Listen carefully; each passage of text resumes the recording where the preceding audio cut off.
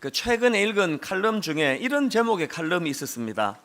한국 사회 위로가 필요하다. 그 내용을 보니까 이제 요지가 이렇습니다. 새해를 맞아도 여전히 힘든다는 거예요. 그래서 이제 우리 사회가 위로가 필요하다, 이제 그런 내용인데, 거기서 이제 그 여러 통계들을 인용하면서 지금 얼마나 어려운 상황인가를 설명을 하고 있는데, 예를 들면 이런 것입니다. 지금 우리나라 가계 대출이 눈덩이처럼 늘어나고 있다는 것입니다. 그래서 급기야 작년 그 2013년도에는 가계 대출이 1,000조 원을 넘었었다는 겁니다. 얼마나 많은 가정들이 지금 빚을 지고 사는지를 이제 그걸 보면서 설명을 하고 있고요. 또 그런가 하면은 이 빈곤 탈출률이라고 그 저소득층 가구의 그 상향 이동, 지금은 경제적으로 너무나 어렵고 무너졌지만 이제 노력을 해서 다시 이것을 이제 회복하는 이 상향 빈곤 탈출률의 이 상향률이 뚝 떨어졌다는 겁니다. 2005-6년도에는 빈곤 탈출률이 31.71%였는데 2011년, 2012년도에는 23.45%로 무려 8포인트 이상 떨어졌다는 겁니다. 그만큼 경제적으로 어렵고 빈곤층에 있는 분들이 이제 이것을 탈출하는 일들이 점점 줄어들고 있다, 그 통계를 말하는 것입니다. 이런 상황이다 보니까 지금 사회적으로 우울증으로 발생되는 비용도 급증하고 있는데, 우울증으로 인한 사회 경제적 비용이 2007년도에는 연 7조 3,367억 원 정도였는데, 이것이 2011년도에 와가지고는 10조 3,826억 원으로 5년 동안에 무려 41.5%가 증가했다는 것입니다. 이런 내용들을 쭉 열거하면서 점점 살기가 어려워지니까 이 대한민국은 이 위로가 필요한 사회이다, 이제 그런 요지의 칼럼이었습니다. 비슷한 시기에 제가 또 다른 글 하나를 읽었는데요. 모 경제연구원에서 발표한 2014년 국내 10대 트렌드 보고서라는, 거기에 보면은 이런 예측을 합니다. 올 한 해 고용 불안, 주거 불안, 노후 불안 등 불안이 일상화되면서 불안감을 달래주는 위로 산업이 각광을 받을 것이다. 연초에 제가 이런 글들을 읽으면서 우선 마음이 아팠습니다. 오늘 이 땅을 살아가는 모든 사람들이 다 힘들다는 거예요. 어렵다는 거예요. 위로가 필요하다는 겁니다. 그래서 저는 누군가로부터 위로를 받고 또 힘을 얻은 저는 또 누군가에게 위로를 해주는 그런 아름다운 이 선순환이 일어나야 되는데, 힘들다 보니까 오히려 서로를 향하여 비난하고 비판하고 그래서 상처를 주고받고 이런 일들이 막간이 일어나고 있는 게 오늘 우리 사회의 현실이라는 것이 참 마음이 아팠습니다. 그러다가 문득 제가 우리 시대가 이렇게 살기가 어렵고 불안해서 불안감을 달래주는 위로 산업이 각광을 받을 그런 상황이라면 무슨 생각이 들었냐 하면, 우리 하나님이야말로 위로하시는데 대가 아닙니까? 이사야 66장 13절에 보니까 어머니가 자식을 위로함 같이 내가 너희를 위로할 것인즉 너희가 예루살렘에서 위로를 받으리니, 또 이사야 40장 1절 너희의 하나님이 이르시되 너희는 위로하라, 내 백성을 위로하라. 성경은 이런 하나님의 마음이 가득 찬 책 아닙니까? 하나님은 당신이 친히 우리를 위로해 주시기 원하고 또 저나 수많은 믿음의 동력자들을 통해서 서로를 위로해 주기를 원하시는데, 문제가 뭡니까? 교회를 다니는데 이력서에는 크리스찬이라고 써놨는데 이 하나님의 위로가 뭔지를 맛보지 못하고 사는 분들이 너무 많다는 거예요. 왜 이런 일이 일어나는가? 어떻게 하면 이런 아픈 일이 이제 다 사라지고 모든 그리스도인들이 그거 돈 들여가지고 위로 산업 가서 돈 내고 위로받는 게 아니고 아버지 되신 하나님이 우리의 심령을 심하다 때마다 위로해 주시는 이런 은혜가 우리에게 부어지면 얼마나 좋을까, 그런 생각을 하게 되는 것입니다. 그런 고민을 가지고 이제 새해에 지금 시리즈로 설교를 쭉 준비를 하면서 제가 발견한 것이 오늘 본문 말씀입니다. 오늘 본문에 보면은 주인공이 다윗인데요, 정말 위로가 필요한 상황입니다. 다윗은 지금 사울 왕이 죽이려고 그렇게 자기를 쫓아다니니까 엄청난 그 고통 속에서 도망을 다니고 있는 상황이에요. 그런데 오늘 배경은 어떤가 하면은요, 그렇게 자기도 지금 도망을 다니는 중인데 다윗이 무슨 이야기를 전해 듣는가 하니까, 자, 오늘 본문 사무엘상 23장 1절을 한번 보십시오.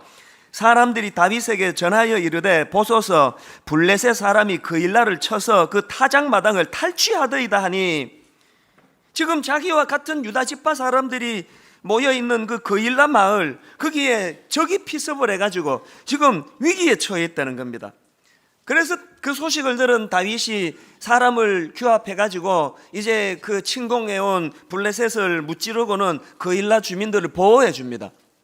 그 와중에 다윗의 신분이 노출이 되니까 이제 사울이 그 소식을 들은 거예요. 그래서 이제 그일라로 군사들을 보내가지고 이제 다윗을 잡아야 되겠다, 그러고 있는 와중인데 왜 다윗이 상처를 받는가 하면은요, 그 과정에서 그일라 사람들이 다윗을 배신해서 자기를 사울의 손에 넘겨줄 것이라는 이 사실을 알게 된 거예요. 이 얼마나 처참하겠습니까? 나는 지금 위험한 상황 속에서도 목숨 걸고 자기들을 구해줬는데 어떻게 이렇게 자기를 배신할 수 있냐고. 여러분, 우리가요, 경제적으로 어려워서 밥을 잘 못 먹는 이것도 상처가 되고요, 원하는 취직이 잘 안 되고 원하는 대학에 못 들어가고 이런 것도 상처가 되지만, 마음을 주고 그렇게 믿었던 사람에게 배신당할 때 받는 이 상처는 겪어보지 않은 사람은 모르실 것입니다. 지금 다윗이 그런 상황입니다. 이 사람에게 받는 상처가 얼마나 큰지를 시편 41편을 보면 아는데요, 이 시편 41편은 다윗이 만든 시예요. 자, 6절부터 한번 보십시오. 나를 보러 와서는, 이 사람들이 얼마나 악합니까? 나를 보러 와서는 거짓을 말하고 그의 중심에 악을 쌓았다가 나가서는 이를 널리 선포하오며, 나를 미워하는 자가 다 하나같이 내게 대하여 수군거리고 나를 해하려고 꾀하며 이르기를 악한 병이 그에게 들었으니 이제 그가 눕고 다시 일어나지 못하리라 하오며. 저는요, 목회를 하면서 진짜 엉터리 같은 속담 하나 발견을 했습니다. 아니 땐 굴뚝에 연기 나랴. 그 완전 엉터리 속담이에요. 아니 땐 굴뚝에 연기 나는 게 악한 인간. 여기 지금 5절에도 보니까 다윗을 미워하는 자들이 수군거리고 또 없는 말을 만들어서 뭐하라고, 거짓을 말하고. 그 아니 땐 굴뚝에 연기 안 나는 정도가 아니고요, 없는 굴뚝도 만들어내는 게 악한 인간의 그 죄성이에요.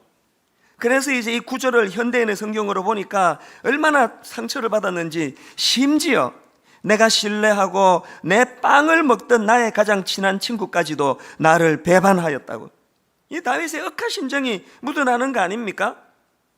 근데 저는 이 본문을 읽으면서 다윗이 참 귀하다, 위대하다 싶은 게 뭐냐 하면은, 한두 번이 아니고 여러 차례 이런 배신의 아픔을 겪었던 다윗인데, 다윗은 그 아픔을 기어이 딛고 일어나 상처에 무너지지 않고 결국은 우뚝 선 하나님의 사람으로 살아가더라는 것입니다. 새해에 저는 여러분들이 경제적으로 어려운 분들에게는 물질의 어려운 것들이 풀려지는 은혜가 있기를 바랍니다. 건강을 다치신 분들에게 하나님의 치유의 광선이 바라기를 바랍니다. 이 모양 저 모양 결핍된 것들이 회복되기를 바라는데, 그 중에 가장 중요한 복 중에 복이 뭐냐? 하나님, 사람에게 받은 상처가 치유되는, 그래서 거기에 무너지지 않는 하나님의 사람으로 서게 되기를 원합니다. 이런 꿈을 꾸시기를 바랍니다. 사실 여러분, 우리가요, 아무리 노력을 해도요, 그렇게 호의를 베풀어 줬는데 등에다가 뒤에다가 비수를 꽂는 이 그일라 마을 사람들을 피할 수 없습니다. 여러분, 아무리 우리가 노력을 해도요, 호의로 그렇게 위기를 만났을 때 자기를 골리앗을 무찌르고 자기를 건져준 그 고마운 다윗에게 이런 식으로 악하게 되갚는 사울왕 같은 못된 인간을 우리가 피할 수 없습니다. 그 무인도에 가면 피할 수 있을지 몰라도 발을 이 땅에 딛고 사는 동안에는 그 피할 수 없습니다. 그렇기 때문에 그런 인간들 만나지 않게 해달라고 기도하는 것보다 더 중요한 것은, 하나님, 다윗처럼 그런 수많은 아픔과 상처 가운데 나를 몰고 가는 악한 것들 앞에서도 상처받지 않고 하나님 우뚝 설 수 있는 강함을 주시기 원합니다. 새해에 이게 우리들의 기도 제목 되시기를 바랍니다. 여러분, 정말 이런 꿈이 있다면요, 우리도 다윗처럼 그렇게 무너지지 않는 강함을 가지기 원한다면 우리 다윗에게서 두 가지를 배워야 됩니다. 하나는 뭐냐? 여러분, 우리도 다윗처럼 이 14절 말씀을 볼 수 있는 눈을 가져야 한다는 것입니다. 14절이 어떤 말씀입니까? 다윗이 광야의 요새에도 있었고 또 10광야 산골에도 머물렀으므로 사울이 매일 찾되 하나님이 그를 그의 손에 넘기지 아니하시니라. 인생은 딱 두 종류입니다. 현실이 너무 두려워가지고 현실에 자기를 괴롭히려는 사울이 너무 두려워가지고 이게 진도가 사울이 매일 찾되 여기서 머무는 인생이 있어요. 그런가 하면 두 번째 인생은 사울이 매일 자기를 찾아 죽이려는 그 상황도 두렵지만 그 두려움의 벽을 딛고 뛰어넘어가서 어디까지 볼 수 있는 눈입니까? 하나님이 그를 그의 손에 넘기지 아니하시니라. 제 원고에 보면은요, 여기 사울이 매일 찾되 하고 그 다음에 하나님이 그를 그의 손에 넘기지 아니하시니라 사이에 제가 이렇게 사선을 그어놨습니다. 분리를 시키기 원해요. 하나님, 제가 목회하는 가운데 날마다 제 흠집을 찾아내고 없는 것 만들어서 소문내고 저를 괴롭히는 이런 사람들만 보고 두려워하는 목회가 아니고 그 가운데서도 보호하시는 여호와 하나님을 볼 수 있는, 그래서 사울이 매일 찾되로 두려워하는 목회자가 아니라 그 다음 하나님이 그를 그의 손에 넘기지 아니하시느니라, 이것을 감사할 수 있는 종이 되기를 원합니다. 이게 여러분의 기도 제목 아니겠습니까? 가능한 일이에요. 바울을 보세요. 고린도후서 4장 8절 9절에 보니까 우리가 사방으로 우겨쌈을 당하여도 쌓이지 아니하며 답답한 일을 당하여도 낙심하지 아니하며 박해를 받아도 버림받지 아니하며 거꾸로 뜨림을 당하여도 망하지 아니하고, 우리와 똑같이 약한 인간의 감정을 가지고 있는 바울이지만 그가 어떻게 이렇게 담대한 고백을 할 수 있습니까? 바울이야말로 하나님이 그를 그의 손에 넘기지 아니하시니라, 이 하나님의 이끄심을 볼 수 있는 눈이 있었기 때문입니다. 오늘 여러분 이런저런 억울한 일 당하고 답답하고 마음이 무너지는 상함이 있다면 위로 산업, 어디 가서 돈 주고 위로받는 이런 거 말고 바로 이 하나님의 은혜로 영안이 열려져서 담대함을 회복하는 복된 새해가 되시기를 바랍니다. 그런가 하면 두 번째로 우리도 위기의 때에 강한 힘을, 다윗과 같은 강한 힘을 누리기 위해서는요, 이 15절 16절 말씀을 세트로 묶어서 읽는 능력이 있어야 된다는 거예요. 이게 무슨 말씀인가 하면은, 자, 15절에 낙심된 이런 말씀이 나와 있습니다. 다윗이 사울이 자기의 생명을 빼앗으려고 나온 것을 보았으므로 그가 10광야 수풀에 있었더니, 이 구절은요 15절만 읽어서 안 됩니다. 이 구절은 15절 16절이 세트예요. 16절에 어떤 말씀이 있는가 보십시오. 사울의 아들 요나단이 일어나 수풀에 들어가서 다윗에게 이르러 그에게 하나님을 힘있게 의지하게 하였는데, 오늘 우리가 이런 어려운 일을 당하면 자꾸 침소봉대해요. 온통 내 주변에는 사울밖에 없는 것처럼 그런 생각에 빠지기가 쉬워요. 옳은 생각이 아니에요. 오늘 15절에서 사울이 내 생명을 빼앗으려고 무섭게 공격을 하면 우린 바로 그 다음 16절이 있음을 기억해야 돼요. 사울의 아들 요나단이 일어나 수풀에 들어가서 다윗에게 이르되 그에게 하나님을 힘있게 의지하게 하였는데, 저도 많은 사람을 상대하다가 보니까 간혹 사람에게 이 상처를 받으면요 나타나는 부작용이 있습니다. 이 사단이 그 못된 사람을 통해 제게 뭘 빼앗아가지고 원하는지 알 것 같아요. 그렇게 자꾸 사람 믿었던 사람에게 상처를 받으면 내 안에서 사람에 대한 불신이 생겨요. 잘해도 소용없다. 성도들은 나한테 다 나쁜 사람들이다. 성도들은 그일란 마을 같은 사람이다. 그러면서 제가 성도에게 진심을 주지 않는 목사가 되기를 사단은 원하는 거예요. 그래서 저는 간혹 가다가 그런 아픈 일을 경험하면은 하나님 앞에 정말 이를 악물고 기도합니다. 하나님, 이거는 그 한 사람의 문제지 이게 분당우리교회 성도들의 문제인 것처럼 일반화하는 죄를 범하지 않기를 원합니다. 오늘 내게 15절로 상처 주는 어떤 성도가 있다면 엄청나게 많은 수많은 16절에 하나님의 말씀 앞에 순종하는 요나단이 내게 있다는 것을 하나님 놓치지 않기를 원합니다. 우리가 이 관계에 상처를 입으면 이런 식으로 우리가 침소봉대할 위험이 있다면 저는 15절만 보고 낙심하는, 그래서 같이 울분하는 인생이 아니라 15절 16절이 한 세트이므로 사울이 내게 못되게 공격하는 그 시간에 하나님은 요나단을 내게 붙여주시는 걸 볼 수 있는 영안이 열려지게 되시기를 바랍니다. 자, 그런데 여러분, 여기서 한 가지, 이렇게 15절에 어려움을 겪고 있는 다윗에게 하나님께서는 요나단을 보내 그 위로자가 되도록 하셨는데, 요나단이 다윗에게 무슨 말로 위로를 합니까? 16절을 다시 한번 보십시오.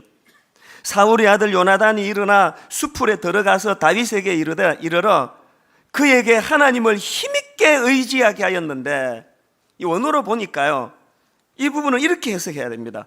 그에게 하나님을 힘있게 의지하게 하였는데, 이 부분이 요나단이 다윗의 손을 하나님 안에서 굳건히 하게 했다. 가만히 보니까 요나단의 위로는요, 뭐 구질구질한 말 많이 하는 거 아니에요. 전곡을 찌르는 거예요. 다윗, 네가 지금 눈에 보이는 적들로 에워싸여 있고 네게 실망을 안겨준 그 일라 사람들과 또 사울 때문에 현실만 보고 여호와 하나님을 의지하지 못할까 내가 염려스럽다. 그래서 이런 어려울 때일수록 하나님 안에서 네 손이 굳건해야 된다. 하나님 손을 잡아야 된다. 그래서 제가 보면서 좀 저하고는 좀 대조가 된다 싶은 게, 저는 위로받으러 오시는 분들에게 좀 말이 많아요. 한 30분, 1시간씩 설명해요. 이게 딱 3문장으로 다 되는데, 우리가 진정한 위로자가 되려면 구질구질한 말 많이 해서 위로가 되는 게 아니고요, 전곡을 찌르는, 이럴 때일수록 하나님 의지해야 됩니다. 하나님 손 놓지 마시기 바랍니다. 하나님 이 시간 우리 형제님을, 자매님을 붙들고 계십니다. 딱 이렇게 말씀을 던지니까 바로 다윗이 거기에 이제 회복이 일어나는 거 아니겠습니까?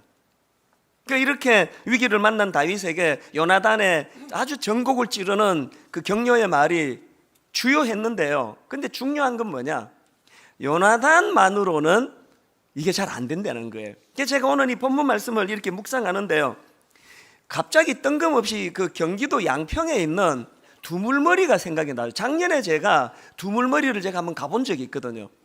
양평에 가면은요, 이 두물머리가 뭐냐면 이제 사전을 찾아보니까 이렇게 설명합니다.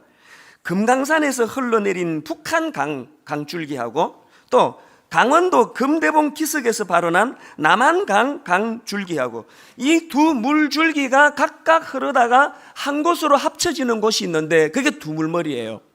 그래서 그 지역을 양술이라 그럽니다. 이 두 물줄기가 합쳐지는 그곳이 두물머리예요. 제가 이 말씀을 묵상하다가 문득 두물머리가 떠올랐던 이유는, 여러분, 우리 신앙생활은 두물머리 신앙생활이어야 돼요. 이게 무슨 말씀인가 하면은요, 다윗이 아무리 내적으로 믿음이 견고하다 할지라도 다윗에게는 외부에서 자기를 위로해주는 요나단이 필요합니다.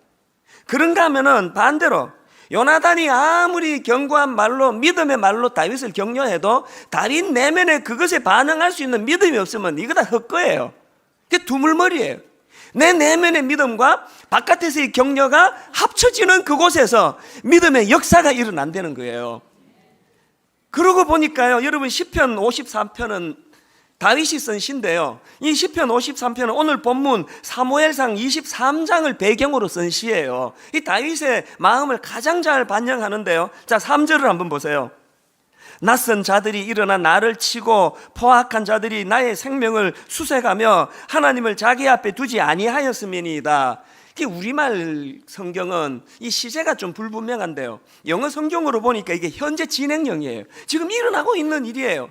지금 낯선 자들, 포악한 자들이 이 다윗을 잡으려고, 생명을 뺏으려고 혈안이 내는 그런 상황이에요. 그런 상황인데 6절을 한번 보세요. 6절에서 이렇게 고백합니다.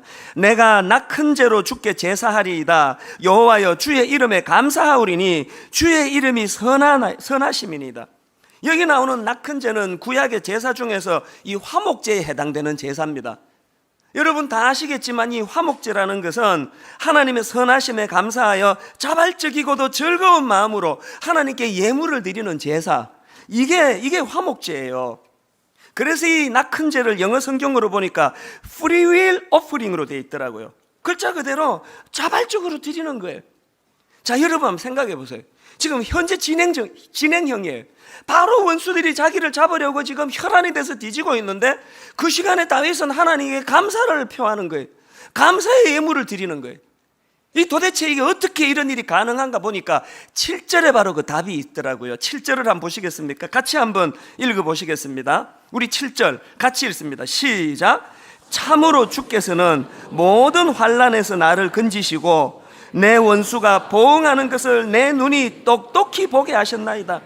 여기도 우리말로는 시제가 잘 안 나타나는데요, 제가 이걸 그 영어 성경으로 보니까 이게 지금 하나님이 도와주신다는 말이 아니고요, 예전서부터 이 시간에 이르기까지 하나님께서는 모든 환난 중에서 나를 건져내셨고, 그 다음에 내 눈이 예전서부터 지금까지 이렇게 악한 것들이 나를 공격할 때마다 하나님이 어떻게 그 악한 것들을 처리해 주셨는지를 내가 보고 있기 때문이라는 말을 7절에 하는 거예요. 왜 지금 현재 진행형으로 악한 것들이 나를 모함하고 죽이려고 달려드는 그 상황에 감사 예물을 드릴 수 있는지 아시겠습니까? 여러 번 말씀드리지만요, 여러분, 감사는 선불이에요. 감사는 선행하는 거예요. 결과 보고 감사하는 건 믿음이 아니에요. 그건 세상 이치예요. 저는 여러분이 그리스도인으로서 다윗처럼 위기 때마다 건져주시는 하나님을 과거서부터 지금까지, 과거도 아니고 현재도 아니고 과거서부터 지금까지 계속되는 이 하나님의 은혜를 누리고 맛보는 여러분 되시기를 바랍니다. 이 믿음이 다윗에게 있었다는 거예요. 그런가 하면 다윗의 믿음 또 한 가지, 자, 사무엘상 23장 1절을 한번 보십시오.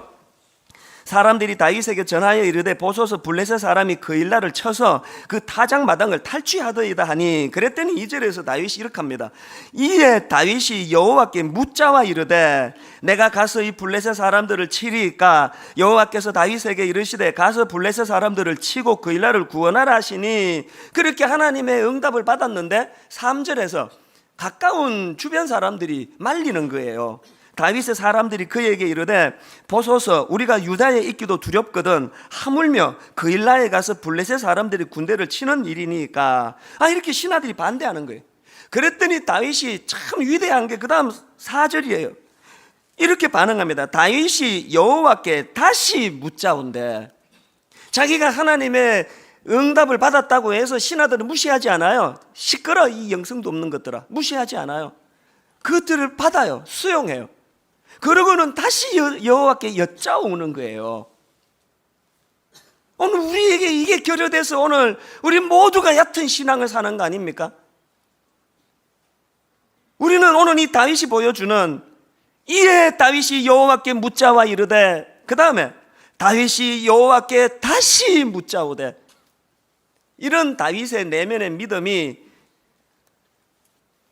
외부의 요나단의 격려와 두물머리로 합쳐지게 되니까 거기에 하나님의 위로하심이라고 하는 놀라운 역사가 일어난 줄 믿으시기를 바랍니다.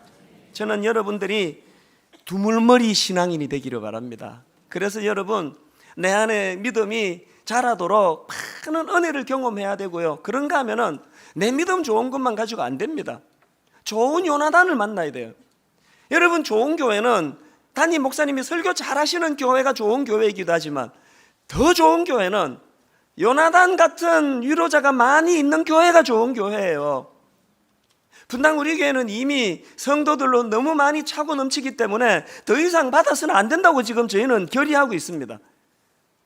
한 교회로만 자꾸 몰려드는 거는 이게 지금 정상이 아니지 않습니까?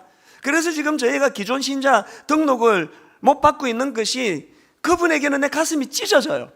매주마다 눈물의 편지를 제가 받아요. 그러나 여러분, 자꾸 한 교회 그 한 분 한 분 받는 것은 명분이 있지만 한국교회 전체를 생각하면, 그리고 여러분 알려지지 않았지만 작은 교회에 참으로 좋은 교회가 많습니다. 저는 여러분이 등록하지 않고 이 교회 다니는 거, 저는 그 옳은 거 아니라고 생각합니다.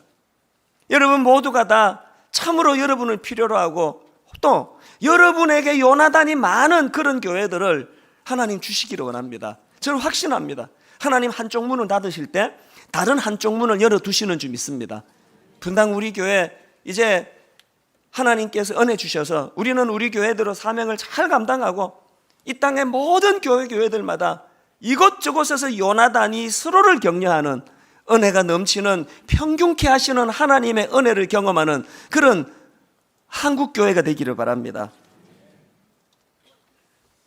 이 두물머리 신앙을 실패한 대표적인 인생이 사울 아닙니까?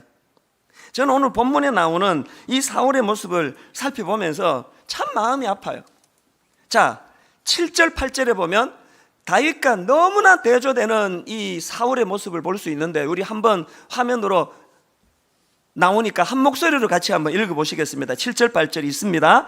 다윗이 그일라에 온 것을 어떤 사람이 사울에게 알림해 사울이 이르되 하나님이 그를 내 손에 넘기셨도다. 그가 문과 문 빗장이 있는 성읍에 들어갔으니 갇혔도다. 사울이 모든 백성을 군사로 불러 모으고 그일라로 내려가서 다윗과 그의 사람들을 애워싸려 하더니, 제가 이걸 보니까요, 사울이 다윗과 대조해서 너무나 가슴 아픈 슬픈 세 가지 모습이 보여요. 첫째로 여기서 보여지는 사울의 슬픈 모습이 뭐냐? 사울은요, 하나님께 여쭙는 과정을 생략해버립니다. 그일라 마을에 다윗이 나타났다는 말을 듣자마자 사울은 바로 군대를 파송하기를 결정합니다. 오늘 여러분, 이런 사울의 미숙함이 우리의 모습 아닙니까? 다윗과 대조적인 것. 다윗은 하나님께 여짜오되 거듭 또다시 하나님께 나와 하나님의 뜻을 여쭙는 이 모습과 달리 사울에게는 그게 없어요. 여러분, 오늘 여러분이 우리는 사울 쪽에 가까운 신앙인입니까? 다윗 쪽에 가까운 신앙인입니까? 뭐든지 내키는 대로 해버리고 내 생각대로 해버리고 하나님 뜻을 여쭙는 일이 생략된 이것이 사울의 비극이에요. 그런가 하면 두 번째로 사울의 비극이 뭐냐? 자의적으로 하나님 뜻을 왜곡하고 있다는 거예요. 7절을 한번 보세요. 다윗이 그일라에 온 것을 어떤 사람이 사울에게 알림해 사울이 이르되 하나님이 그를 내 손에 넘기셨도다.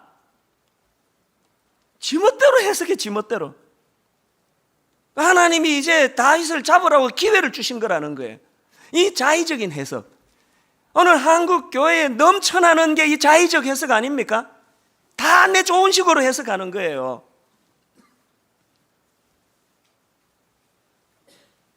미국 백인들이 수많은 흑인 노예를 데려다가 목화밭에서 그런 착취를 하면서, 제가 언젠가 어느 영화인가 보니까요, 얼마나 이것들이 악랄했는지, 목화밭에 가가지고 그 부부가 같이 일을 하는데, 흑인 부부가 일을 하는데 그 여자 노예를 데리고 성폭행을 해요. 그 남자가 수치스러워서 자기 아내가 성폭행 당하는 비명소리를 들으면서 절규하는데요, 견디다 딱 한마디 하더라고요. 그 주인에게 한마디 하니까 그 자리에서 총을 내서 쏘아 죽이더라고요. 이런 악랄한 포악한 짓을 하는 그 백인이요, 식탁에 그 착취한 노동력을 가지고 이루어 놓은 그 부를 기뻐하면서 감사하면서 밥을 먹어요. 하나님 감사합니다. 목화밭을 향해 두 손을 들고 하나님께 그 받은 축복을 이렇게 노래합니다. 하나님, 이렇게 많은 노예들을 주신 거 감사합니다. 얼마나 이게 큰 축복입니까? 제가 영화를 보는데 역겹더라고요. 역겨워요. 저 신앙인의 모습이 저런 거냐고. 혹시 이게 오늘 우리의 모습 아닙니까?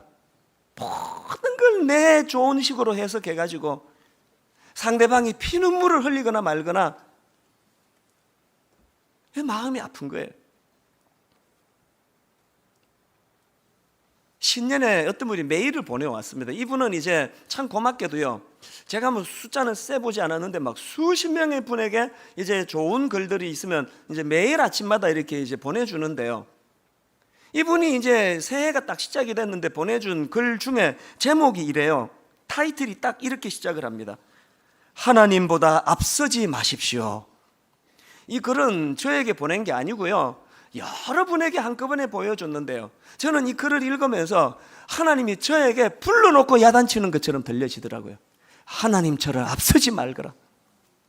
제가 그 메일을 보면서 하나님께 약속을 했습니다. 하나님, 새해에는 하나님보다 앞서는 목회자가 되지 않기 원합니다.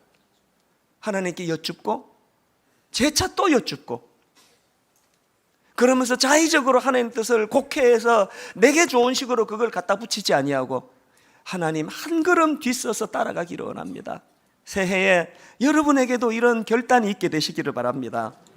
그런가 하면 세 번째로 사울에게 가장 치명적인 것, 그에게는 잘못을 교정해주는 요나단 같은 인물이 없었다는 거예요. 이게 다윗과 사울의 결정적인 차이예요. 뭐 처음부터 없었겠습니까? 다 없앤 거 아니겠습니까? 난 쓴소리 하는 거 싫어.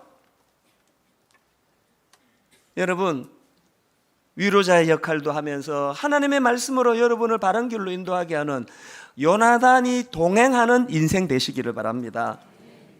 사울이 이런 결함 때문에 그가 얼마나 비극을 경험합니까? 여기에 반해 다윗은 하나님의 심정을 아는 거예요. 제가 최근에 이 하나님의 심정을 깨닫고 많이 울었던 적이 있습니다. 우연히 어떤 게시판에 너무나 왜곡되고 곡해된 정보를 가지고 저와 분당 우리 교회를 비난하는 글을 그 주간에 제가 본 거예요. 세상에 이분이 진짜 구원받은 그리스도인이 맞나 싶을 정도로 거짓으로 교묘하게, 우리 교회 사정은 너무 잘 알아요. 예를 들어 이런 거예요. 작년 연말에 저희 교회 부교역자 한 분이 부산으로 청빙을 받아갔습니다. 그 어려운 교회에 들어가게 됐다고 모두가 기뻐하고 축복하고 그렇게 보내드렸는데 이걸 그분이 알고 있더라고요. 이렇게 글을 썼어요. 이찬수 목사가 견제해가지고 쫓아냈다는 거예요. 그게 또 이런 내용도 나와요. 분당 우리 교회 이찬수 목사는 부목사들이 신앙 강좌 강의를 좀 잘하고 성도들에게 인기가 있으면 바로 교체시킨다는 거예요. 그 사람 빼고 또 딴 사람 교체시키고, 이런 글들을 이렇게 쓰는데요. 1만 성도 파송 운동에 대한 흠집도 마찬가지예요.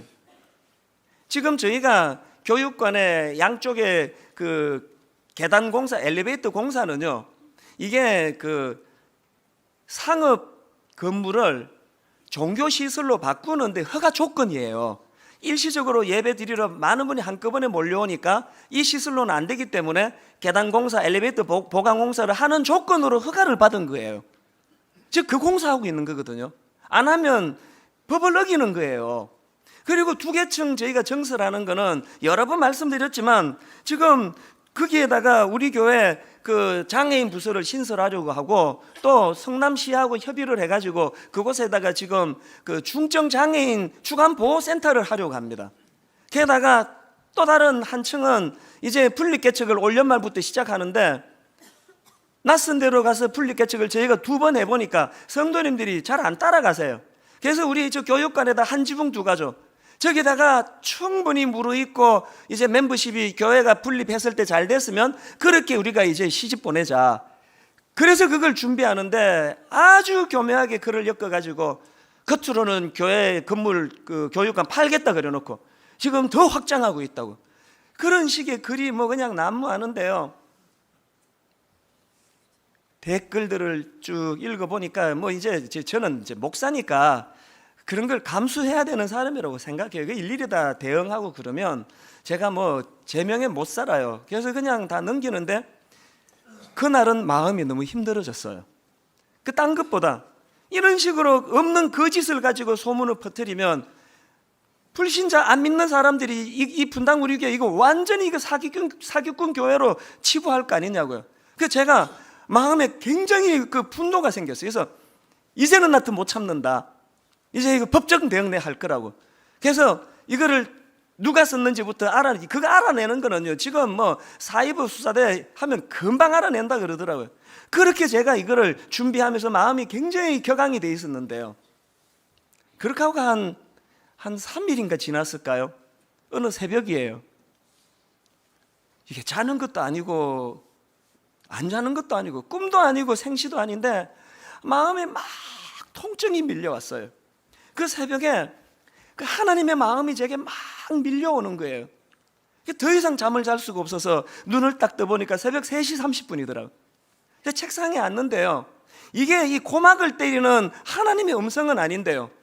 부인할 수 없는 하나님의 메시지가 제게 들려졌어요. 이런 메시지가 들려졌습니다. 그거 당하고 그렇게 억울하니? 너는 매일 겪는 일이다.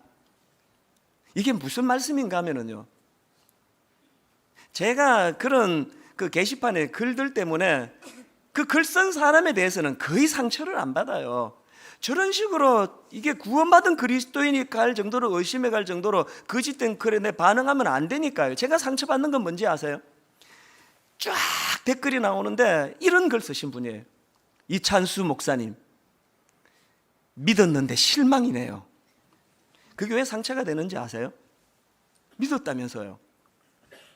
믿으면 믿어야 되는 거 아닙니까? 제가 판단을 잘못해서 잘못하는 일은 있을지 몰라도 제가 가르쳤던 수천 명의 제자들 앞에서 부끄러운 짓 하며 살지 않기를 기도하는 사람인 거 아신다면 그런 말 하면 안 되는 거 아닙니까? 그 새벽에 하나님이 그 말씀을 제게 주신 거예요. 나는 매일 이런 이야기를 듣고 있다. 하나님 믿었는데 실망이에요. 하나님 믿었는데 실망이에요. 그 새벽에 많이 울었습니다. 오늘 우리 시대 하나님이 우리에게 호소하시는 메시지가 이거더라고요. 너 나 믿니? 그럼 믿어라. 여러분, 다윗이 지금 육안으로 일어나는 일들을 보면 하나님 믿을 수 없는 상황이에요. 왜 내게 이런 아픔을 주십니까? 하나님 믿었는데 실망이에요. 하나님 믿었는데 왜 이렇게 나를 다루고 계세요? 실망이에요. 그럴 수 있는 상황이지만 여러분, 다윗은 하나님께 그렇게 반응하지 않았습니다. 하나님 믿으니 믿는 거예요. 저 그 새벽에 많은 눈물을 흘리는데 내 마음의 상함이 다 치유가 됐어요. 하나님, 내가 하나님의 종인데 이까지 끝까지고도 이렇게 울분을 가지는 내 수준이 이 정도인데 하나님, 저를 더 깊은 오늘 이렇게 말씀을 이렇게 마무리하기 원합니다. 오늘 우리 시대는 위로가 필요한 시대래요. 그래서 이렇게 어려움을 당하고 저렇게 어려움을 당하다 보니까 우리도 모르게 하나님에 대하여 하나님 믿었는데 실망이에요. 여러분, 저는요, 제 아내가요 새벽 2시에 나이트클럽에서 나오다가 저하고 마주쳐도 저는 제 아내를 믿습니다. 이 늦은 시간까지 여기까지 와서 전도를 하는구나. 전 그렇게 받을 수 있어요. 왠지 아세요? 제가 제 아내를 믿는다고 제 아내에게, 우리 아이들에게 입술로 고백하기 때문이에요. 믿으면 믿어야 되는 거고, 믿는 사람에게는 이렇게 배신하면 안 되고, 우리 하나님은 우리를 배신하지 않는 좋으신 하나님이세요. 이 믿음이 우리 상함을 치료해 주는 능력인 줄 믿으시기를 바랍니다. 오늘 우리 찬양을 부르기 원하는데요, 오래 잊고 있었는데 이 찬양은 제가 어른 목회도 못하고 개척했다가 이렇게 치이고 저렇게 힘들 때 마치 제 입에서 하나님 믿었는데 실망이에요, 이런 말이 나올 뻔 할 때마다 그것을 막아준 고마운 찬양이에요. 보라, 너희는 두려워 말고, 보라, 너희를 인도한 나를. 앞전 예배에 이 찬양을 부르는데 마음에 막 감격이 일어나더라고요. 하나님, 내 입에서 하나님 믿었는데 실망이에요, 내 상황을 보세요, 내 꼴을 보세요, 하나님, 이런 고백이 입술에서 나오지 아니하고 다윗처럼 내 하나님 믿으니 믿어야지. 어떤 상황이든 하나님은 내게 신실하신 하나님임을 내가 믿습니다. 그런 고백이 이 찬양 가운데 묻어나기를 바랍니다. 창립 8주년이 되는 이 기쁜 날에 이제 누가 저보고 목사님 덕담 한 말씀 하시죠, 이렇게 저에게 그렇게 권하신다면 저는 오늘 이렇게 그 덕담을 나눌 것 같습니다. 분당 우리 교회가 아둘람 공동체 같은 그런 교회가 되기를 원합니다. 이 아둘람 공동체가 도대체 어떤 공동체였길래 제가 그런 그 덕담을 나누기 원할까요? 이 아둘람 공동체를 딱 한마디로 설명을 하나 그러면, 시작은 미약했는데, 시작은 초라했는데 나중이 번성하고 나중이 축복받고 나중이 시작보다 더 잘된 공동체다, 그렇게 설명을 할 수가 있습니다. 이 아둘람 공동체는 시작이 진짜 초라했습니다. 지도자였던 다윗도 가장 비참하던 때, 그가 사울의 그 살해 위협을 피해가지고 이제는 가다가 안 되니까 이 적진입니다. 블레셋으로 들어가가지고 그 가드 땅에서 그 피해서 거기서 생명을 유지하려고 갔다가 거기서 이 다윗을 알아보는 사람들 때문에 또 다른 이제 생명의 이 위협을 느껴가지고 비참합니다.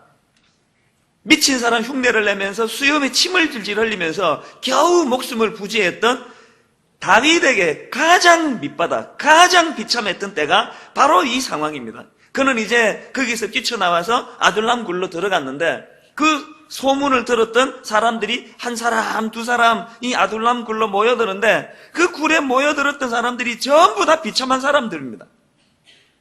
우리 읽었던 2절을 다시 한번 보십시오. 환난당한 모든 자와 빚진 모든 자와 마음이 원통한 자가 다 그에게로 모였고, 세상에 상처가 많고 아픔이 많고 환난당하고 파산당하고 그랬던 사람들이 400여 명 모였으니까 초반에 뭐 얼마나 문제가 많았겠습니까? 상처가 많은 사람의 특징은 피의식이 많습니다. 그래서 호의로 이렇게 덕담을 해도 그걸 막 왜곡해서 듣고 저게 나 무시하는 것 같고, 제가 옛날에 그 미국에서 어려움을 겪어보니까요, 개가 짖어도 기분이 나빠요. 이 개새끼가 나를 비웃나? 욕이 아니고 저는 똥강아지가 막 이런 생각이 들고, 막 개가 짖어도 기분이 나쁘고 사람이 웃어도 기분이 나쁘고, 이게 상처가 많은 사람의 특징이에요. 그러니 그 공동체가 뭐 얼마나 비참하고 힘들었겠습니까? 지도자서부터 모든 사람에 이르기까지 다 그 상처가 많고 피해가 많았던 그런 공동체인데, 놀라운 건 그 상처 많은 아둘람 공동체에서 나중에 위대한 통일 이스라엘을 다스리는 인물들이 배출했다는 겁니다. 이게 아둘람 공동체입니다.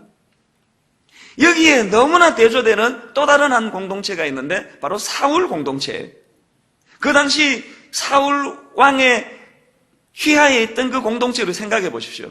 모든 권력을 다 가지고 있었습니다. 기득권을 다 가지고 있었습니다. 모든 물질을 다 누렸습니다. 그런데 제가 성경을 보니까 참 희한하게도요, 그 사울 공동체는 사람들이 떠나는 공동체예요. 다윗 공동체는, 아둘람 공동체는 사람이 모여드는 공동체예요. 나중에는 사울 공동체는 그 모든 것들을 다 가지고 있으면서도 망하는 공동체가 되었고, 아둘람 공동체는 아무것도 없고 상처투성이었는데 한 나라와 민족을 살리는 인물을 배출한 공동체가 됐다는 겁니다. 여러분, 뭘 택하시겠습니까? 저는 분당 우리 교회가 처음은 너무나 화려하게 시작하고 스포트라이트를 받으며 대단하게 화려하게 출발을 했는데, 점점 교회가 갈수록 초라해지고 어려워지는 이런 사울 공동체가 아니라, 시작은 미미했고 대단한 인물도 없고 물질도 없고 지도자라는 사람도 초라하게 짝이 없고, 그럼에도 불구하고 갈수록 흥하고 갈수록 잘 되는 아둘람 공동체 같은 그런 교회가 되기를 원한다는 겁니다. 제가 가만히 본문을 가지고 묵상을 하면서 분석을 해보니까 도대체 이 사울 공동체와 아둘람 공동체의 차이가 뭘까? 무슨 차이가 이렇게 대조적인 결과를 가져왔을까? 답이 딱 나오는 거예요. 차이는 지도자의 차이입니다. 지도자의 차이. 사울 공동체는 모든 물질과 권력과 부와 명예와 이런 것들을 다 갖추었지만 거기는 악한 사울이 지도자로 다스리던 공동체였고, 아둘람 공동체는 아무것도 없었고 상처받았고 초라한 사람들이 모였지만 거기에는 훌륭한 지도자 다윗이 있었다는 이 차이입니다. 자, 그러면은요, 여러분, 분당 우리 교회가 사울 공동체가 아니라 아둘람 공동체가 되려면 처음에는 미약했지만 시작은 초라했지만 나중에 더 잘 되는 공동체가 되기 위해서는 조건이 딱 하나 있습니다. 어떻게 하면 될까요? 좋은 지도자가 있는 교회. 그 좋은 지도자가 인간이 조금 유능하고 똑똑하고 인간이 좀 인격적이고 이런 것 가지고는 어림도 없습니다. 이 교회가 아둘람 공동체가 되기 위해서 필수 조건으로 갖추어야 되는 가장 중요한 것, 예수 그리스도가 이 교회의 지도자가 되는 거예요. 예수 그리스도가 이 교회를 다스리는, 예수 그리스도가 통치하는 공동체. 그러면 이 교회는 갈수록 더 잘 되는 교회가 되리라고 믿습니다. 그렇기 때문에 이제 이 8주년을 맞은 오늘 우리가 할 수 있는 가장 큰 덕담이 이거예요. 옆에 분들하고 이 덕담을 나누세요. 이렇게 말씀하시면 됩니다. 교회에서 너무 설치지 마세요. 이 덕담이 가장 중요한 덕담. 우리 덕담 나누시겠습니다. 교회에서 너무 설치지 마세요. 이렇게 하고 끝내면 여러분 기분 나쁘니까 여러분이 저한테 덕담해 주세요. 요즘 애들이 잘 쓰는 그 덕담 있죠? 너무 나대지 마세요. 예. 제가 너무 나대면은요, 제가 너무 설치면은요, 교회가 희망이 없습니다. 교회는 예수 그리스도가 통치하는 공동체, 예수 그리스도가 지도자가 되는 공동체.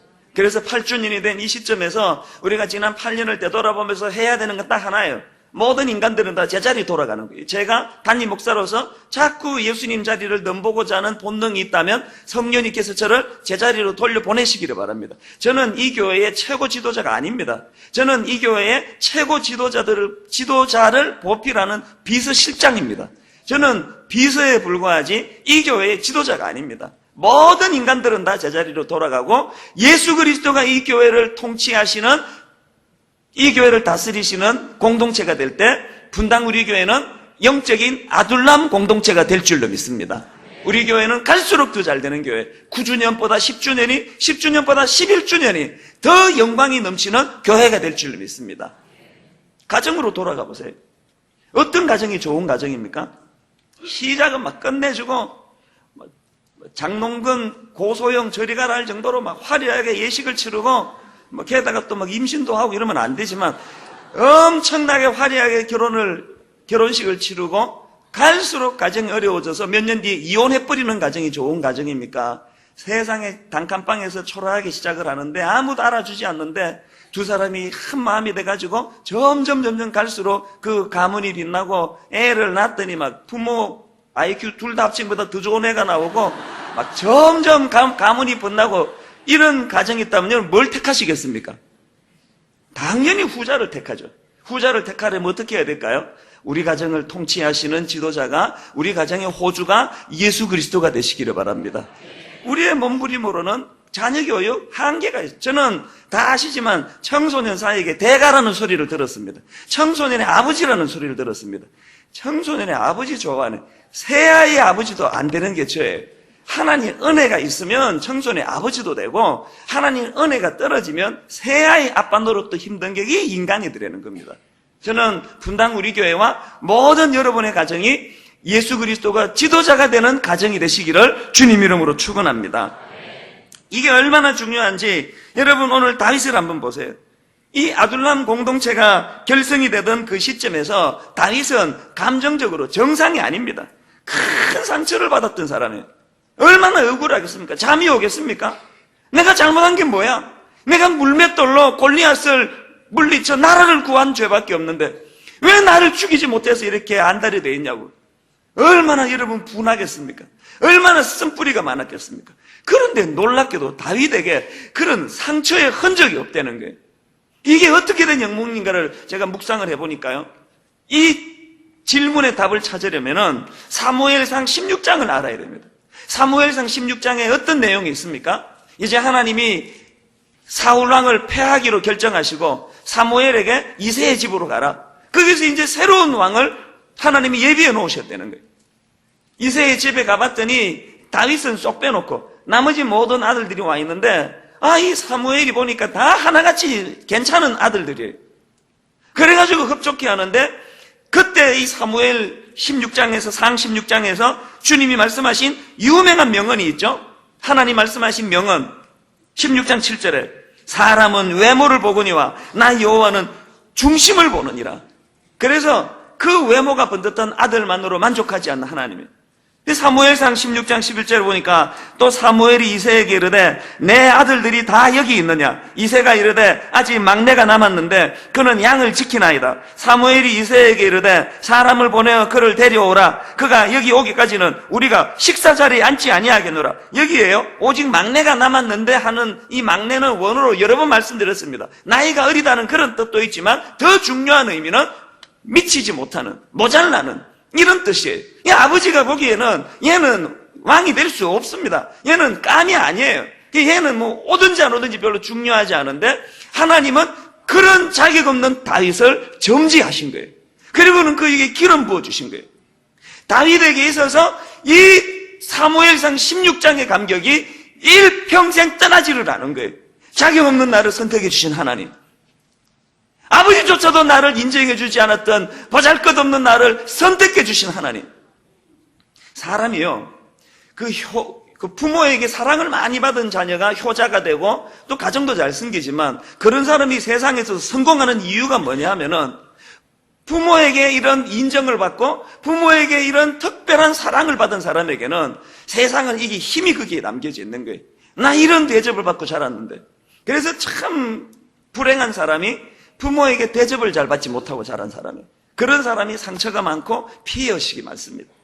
여러분, 혹시라도 이 중에 육신의 부모에게는 제대로 인정을 못 받고 대접을 못 받고 그것이 내게 상처가 된 분이 있다 할지라도 다윗처럼 하나님의 사랑을 받고 하나님의 인정을 받고 사무엘상 16장의 그 감격이 마음에 머무는 복된 인생들 되시기를 바랍니다. 이것이 다윗을 늘 충만하게 만들어주니까 그까지 그 사울이 깐죽거리는 게 하나도 그게 영향을 미치지 않습니다. 그 내면에는 항상 사무엘상 16장의 그 감격이 자리 잡고 있었다는 사실입니다. 그리고 저 자신을 가만히 보면 다윗하고 저하고는 딱 두 개를 비교하면은 이거는 저울도 안 올라갈 정도로 차이가 많이 나지만, 그러나 다윗하고 저하고 조금의 차이가 없는 공통점이 하나 있다면 저도 자격 없는데 다윗처럼 하나님의 사랑을 많이 받았다는 거예요. 이 긍지에 있어서는 저도 다윗에게 조금도 뒤지지 않습니다. 그것이 저에게 상처를 피하는 인생이 되게 해주시라는 거예요. 오늘 예배하는 여러분, 특별히 창립 8주년 이 잔치가 벌어지는 이 시간에 사무엘상 16장이 없는 인생이시라면 오늘 이 시간이 여러분 생애에 사무엘상 16장이 기록되는 복된 날 되시기를 바랍니다. 하나님이 나 인정해 주신 날, 하나님이 나 같은 거 써주신 날, 자격 없는 나를 불쌍히 보시고 나를 인준해 주신 그날. 더 놀라운 건요, 사무엘상 16장 13절에 보니까 사무엘이 기름 뿔병을 가져다가 그의 형제 중에서 그에게 부었더니, 그 다음 보세요. 그날 이후로 다윗이 여호와의 영에게, 여호와의 성령에게 크게 감동이 되니라. 사무엘상 16장은 하나님이 자기를 인정해 주신 날로서도 기쁘지만 성령 충만한 날이에요. 성령이 그와 함께하는, 성령이 그와 함께한 날이에요. 이 사무엘상 16장이 다윗을 다윗되게 만들었다는 사실입니다. 오늘 가정의 달을 맞이해서 우리 모든 자녀들에게 이 사무엘상 16장이 각인되는 여러분 자녀 되시기를 주님 이름으로 축원합니다. 그래서 오늘 이 본문을 묵상을 하면서 이제 분당 우리 교회가 이런 교회가 되면 좋겠다, 한 두 가지 마음의 소원을 여러분과 나누려고 합니다. 첫째로는요, 분당 우리 교회는 복음으로 상처가 치유되는 공동체가 되기를 바랍니다. 2절을 여러분 다시 한번 보십시오. 그 구성원들을 이렇게 묘사합니다. 환난당한 모든 자와 빚진 모든 자와 마음이 원통한 자가 다 그에게 모였고. 자, 여러분 한번 보세요. 왜 아둘람 공동체 구성원들을 소개하면서 이렇게 이 부분을 이렇게 강조했습니까? 그냥 상처 많이 받은 사람이 모였다 이러면 되는데 이걸 세분화해가지고 환난당한 모든 자, 빚진 모든 자, 마음이 원통한 자가 다 그에게 모였고, 이걸 이렇게 강조하며 기록하는 의도가 뭐겠냐고요. 뭘 의미할까요? 저는 이 부분을 이렇게 해석해 봅니다. 이 아둘람 공동체 구성원들이 장차 통일 이스라엘을 위하여 크게 쓰임받기 위해서는 반드시 해결해야 될 문제가 있는데, 과거에 받았던 상처를 치유하는 길이라는 거예요. 이 내면의 상처가 치유되지 않고는 쓰임받을 수 없다는 것을 강조한 메시지라고 저는 믿습니다. 제가 읽은 책 가운데 다윗 대통령이라고 하는 그 재밌는 제목의 책이 있습니다. 그 책에 보면은요, 그 사람 내면에 치유되지 않은 상처가 얼마나 위험하다는 것을 그 사례를 들어서 설명하는데, 그 데이빗 거겐이라고 하는 사람이 쓴 책입니다. CEO 대통령의 7가지 리더십. 이 책을 인용해서 설명을 합니다. 이 데이빗 거겐이라는 사람은 백악관에서 무려 30년 동안 대통령 보좌관 역할을 한 사람이에요. 놀랍게도 4명의 대통령을 섬겼습니다. 닉슨 대통령, 포드 대통령, 레이건 대통령, 클린턴 대통령. 이렇게 4명의 대통령을 가까이서 섬기고 보좌하면서 거기서 경험했던 거, 거기서 깨달았던 거, 이걸 가지고 책을 쓴 게 바로 CEO 대통령의 7가지 리더십이라는 책입니다. 그런데 그 책에 보면은 닉슨 대통령에 관한 이야기가 나옵니다. 이 닉슨은 워터게이트 사건으로 망신당하고 대통령에서 쫓겨난 사람 아닙니까? 그런데 그 데이빗 거겐이 분석하기를 이 닉슨의 몰락 원인은 어린 시절에 받은 상처를 치유받지 못해서 그랬다. 이렇게 분석을 합니다. 그 책에 보니까 닉슨 대통령은 그 어린 시절에 다복하지 않은 가정에서 자랐다고 합니다. 그리고 어릴 때 많은 거절감을 경험했답니다. 그리고 이 닉슨은 어릴 때 받았던 그 상처가 치유되지 않은 상태로 그렇게 머리가 좋다 보니까 높은 자리까지 올라갔는데 거기에서 많은 문제가 야기되더는 닉슨은 종종 마음에 그 분노가 이렇게 솟아오르는 것을 경험하고 그리고 무슨 일이 생길 때마다 그걸 감정적으로 처리하는 그런 모습을 보이더라는 거예요. 그리고는 그 문제가 해결이 안 되고 결국은 쫓겨나는 자리까지 이르렀다는. 제가 그 책을 읽으면서 만약에 이렇게 내면의 상처가 이렇게 그 사람을 몰락을 시킨다면 다윗은요 900번도 몰락했어야 될 사람이에요. 얼마나 상처가 많을 수 있는 사람입니다. 그런데 다윗하고 닉슨의 차이가 뭘까요? 앞에서 말씀드렸지 않습니까? 다윗은 사무엘상 16장이 있던 인생, 날마다 말씀으로 그가 치유를 받았다는 사실입니다. 저는 이 말씀을 읽으면서 분당 우리 교회가 닉슨의 그 길을 걷는 인생이 아니라 다윗의 그 길을 걷는 인생이 되기를 바랍니다. 이 땅을 살아가면서 누구라서 상처를 안 받습니까? 하루라도 상처를 피할 수 있는 인생이 누가 있습니까만 문제는 그 상처를 처리하는 능력이에요. 저는 분당 우리 교회가 다윗이 아둘람 굴에서 썼다고 하는 시편 57편 7절 8절 말씀이 되뇌어지는 인생 되시기를 바랍니다. 하나님이여 내 마음이 확정되었고 내 마음이 확정되었사오니 내가 노래하고 내가 찬송하리이다. 내 영광아 깰지어다. 비파야 수금아 깰지어다. 내가 새벽을 깨우리로다. 오늘 유난히 아픔이 많으시고 상처가 많으시고 예전 교회에 받았던 상처가 치유되지 않으시고 예전에 가정에서 받았던 상처가 치유되지 않으시고 분당 우리 교회에 와가지고 이런저런 아픔을 경험한 성도님들 계시다면 예배 가운데 성령님이 여러분에게 사무엘상 16장의 축복이 주어지는 은혜가 있는 예배가 되시기를 바랍니다. 그런가 하면 두 번째로 분당 우리 교회가 어떤 교회가 되면 좋겠느냐. 분당 우리 교회는 그 회복을 자녀들에게 전수하는 교회가 되기를 원합니다. 저는 시편 34편이 참 의미가 있다고 생각합니다. 여러분이 이 시편 34편을 딱 찾아보시면요 여기에 앞부분에 굵은 글씨로 이렇게 되어 있을 것입니다. 다윗이 아비멜렉 앞에서 미친 채 하다가 쫓겨나서 지은 시, 이렇게 되어 있을 겁니다. 저처럼 조금 값이 나가는 성경을 사면은 이게 파란색으로 되어 있습니다. 이 강조가 되어 있습니다. 그러니까 이 시편 34편은 가장 인생에 비참하고 초라할 때, 상처투성일 때 쓴 시예요. 그런데 여러분, 이 비참한 상황에서 쓴 시편 34편이 어떻게 시작합니까? 1절과 2절을 보십시오. 내가 여호와를 항상 송축하며 내 입술로 항상 주를 찬양하리이다. 내 영혼이 여호와를 자랑하리니 곤고한 자들이 이를 듣고 기뻐하리로다. 여러분, 지금요 곤고한 자 신경 쓸 상황이 아니에요. 다윗 자신이 곤고함의 극치에 놓여 있습니다. 그런데 다윗은 그런 미친 채 하면서 쫓겨났던 그런 상황에서도 자기가 의연히 이 일들을 잘 해결하고 나면 이것을 통해서 공고한 사람들이 기쁨을 얻을 것이다. 자기로 말미암아 치유되는 사람들. 이 시편 34편에서 하이라이트가 저는 11절 말씀이라 생각합니다. 여러분 11절을 한번 보죠. 중요하니까 우리 같이 읽도록 합니다. 한 목소리로 11절을 읽어봅니다. 같이 읽습니다. 너희 자녀들아 와서 내 말을 들으라. 내가 여호와를 경외하는 법을 너희에게 가르치리로다. 놀라운 말씀이에요.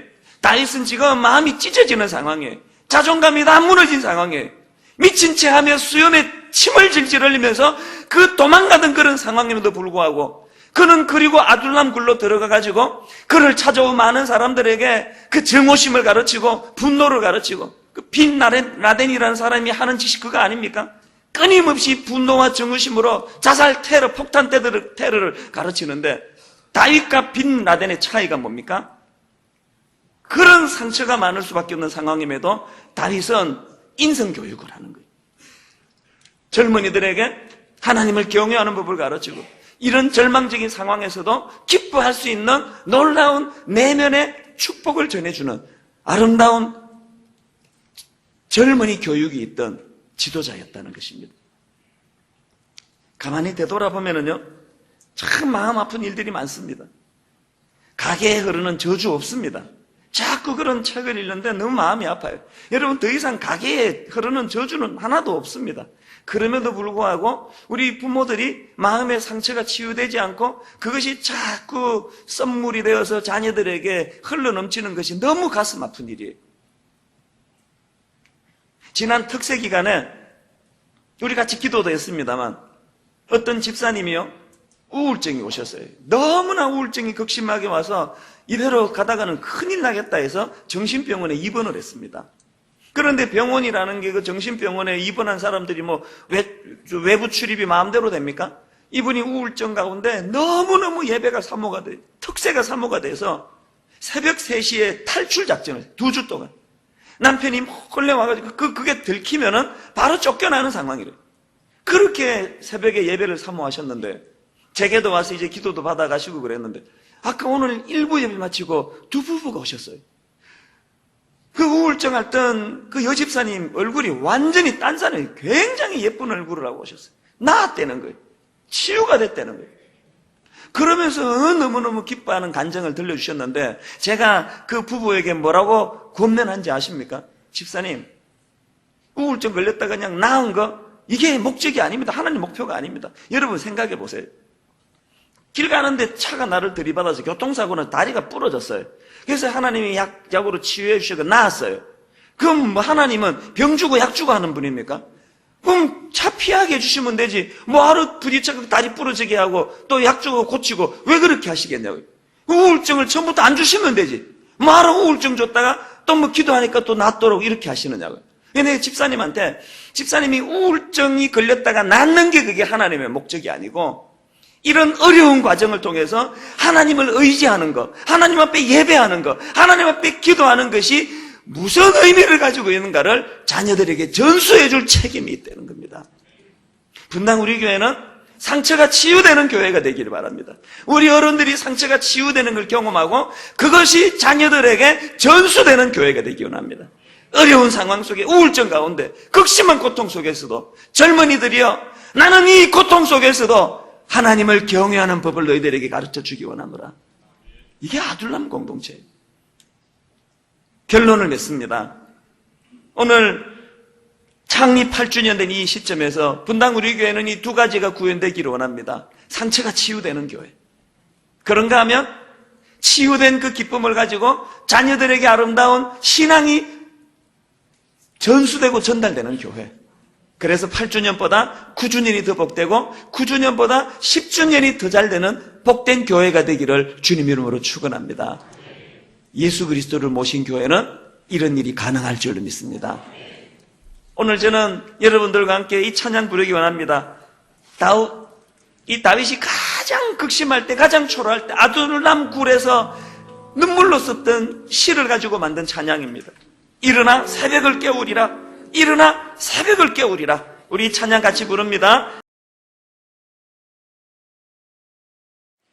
지금 우리나라 사회적으로 우려하는 게 뭐냐 하면은 울분과 분노를 가진 사람들이 점점 늘어나고 있다. 이런 진단이 많은 우려를 낳고 있습니다.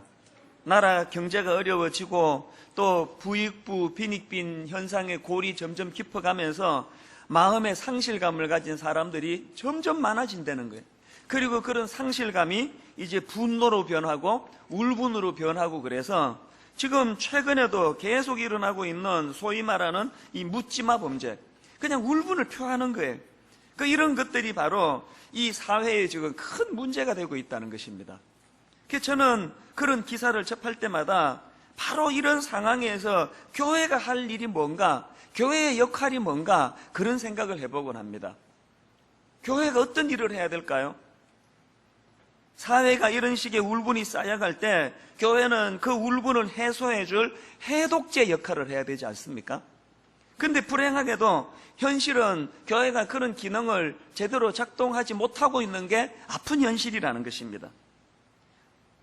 그래서 저는 오늘 본문에 나와 있는 이 아둘람 공동체를 요즘에 자주 생각을 합니다.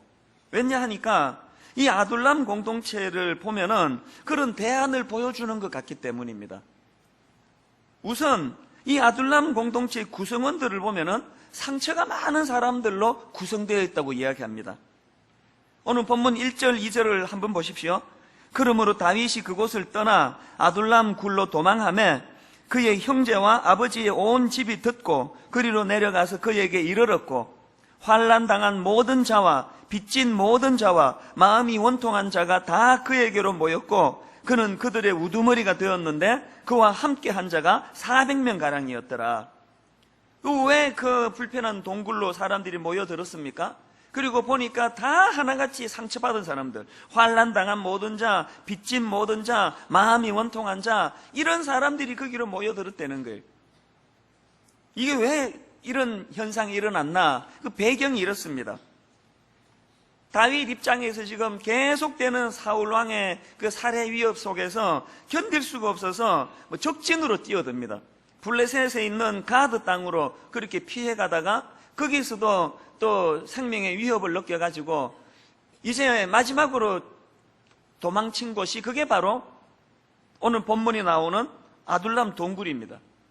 그런데 그 소식을 전해 들었던 사람들이 하나 둘 이렇게 모여들기 시작하는데 400여 명이 모였습니다. 그런데 그렇게 모여든 사람들의 면면을 보니까 하나같이 환난당하고 억울하고 울분이 많고 상처가 많고 그런 사람들이 다 모여들더라는 거예요. 사실 그 사회에 잘 적응하고 그렇게 잘 산다면은 그 불편한 동굴로 모일 이유가 없지 않겠습니까? 그러니까 여러분 한번 생각해 보세요.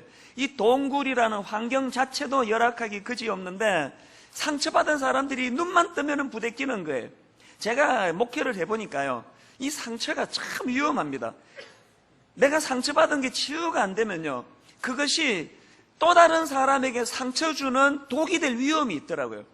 여러분 이거 아셔야 돼요. 난 상처가 많아, 나는 억울해, 이런 생각을 갖고 계시면요, 자기도 모르게 부지불식간에 나도 누군가에게 상처 주기 쉬운 사람이 되었다는 걸 인식하셔야 됩니다.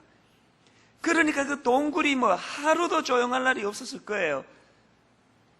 그런데 제가 주목하는 것은요, 자료에 보니까 그처럼 상처 많고 문제 많은 사람들로 구성되었던 그 아둘람 공동체에서 훗날 다윗이 다스리는 통일 이스라엘의 핵심적인 인물들이 거기서 배출이 되었다는 거예요.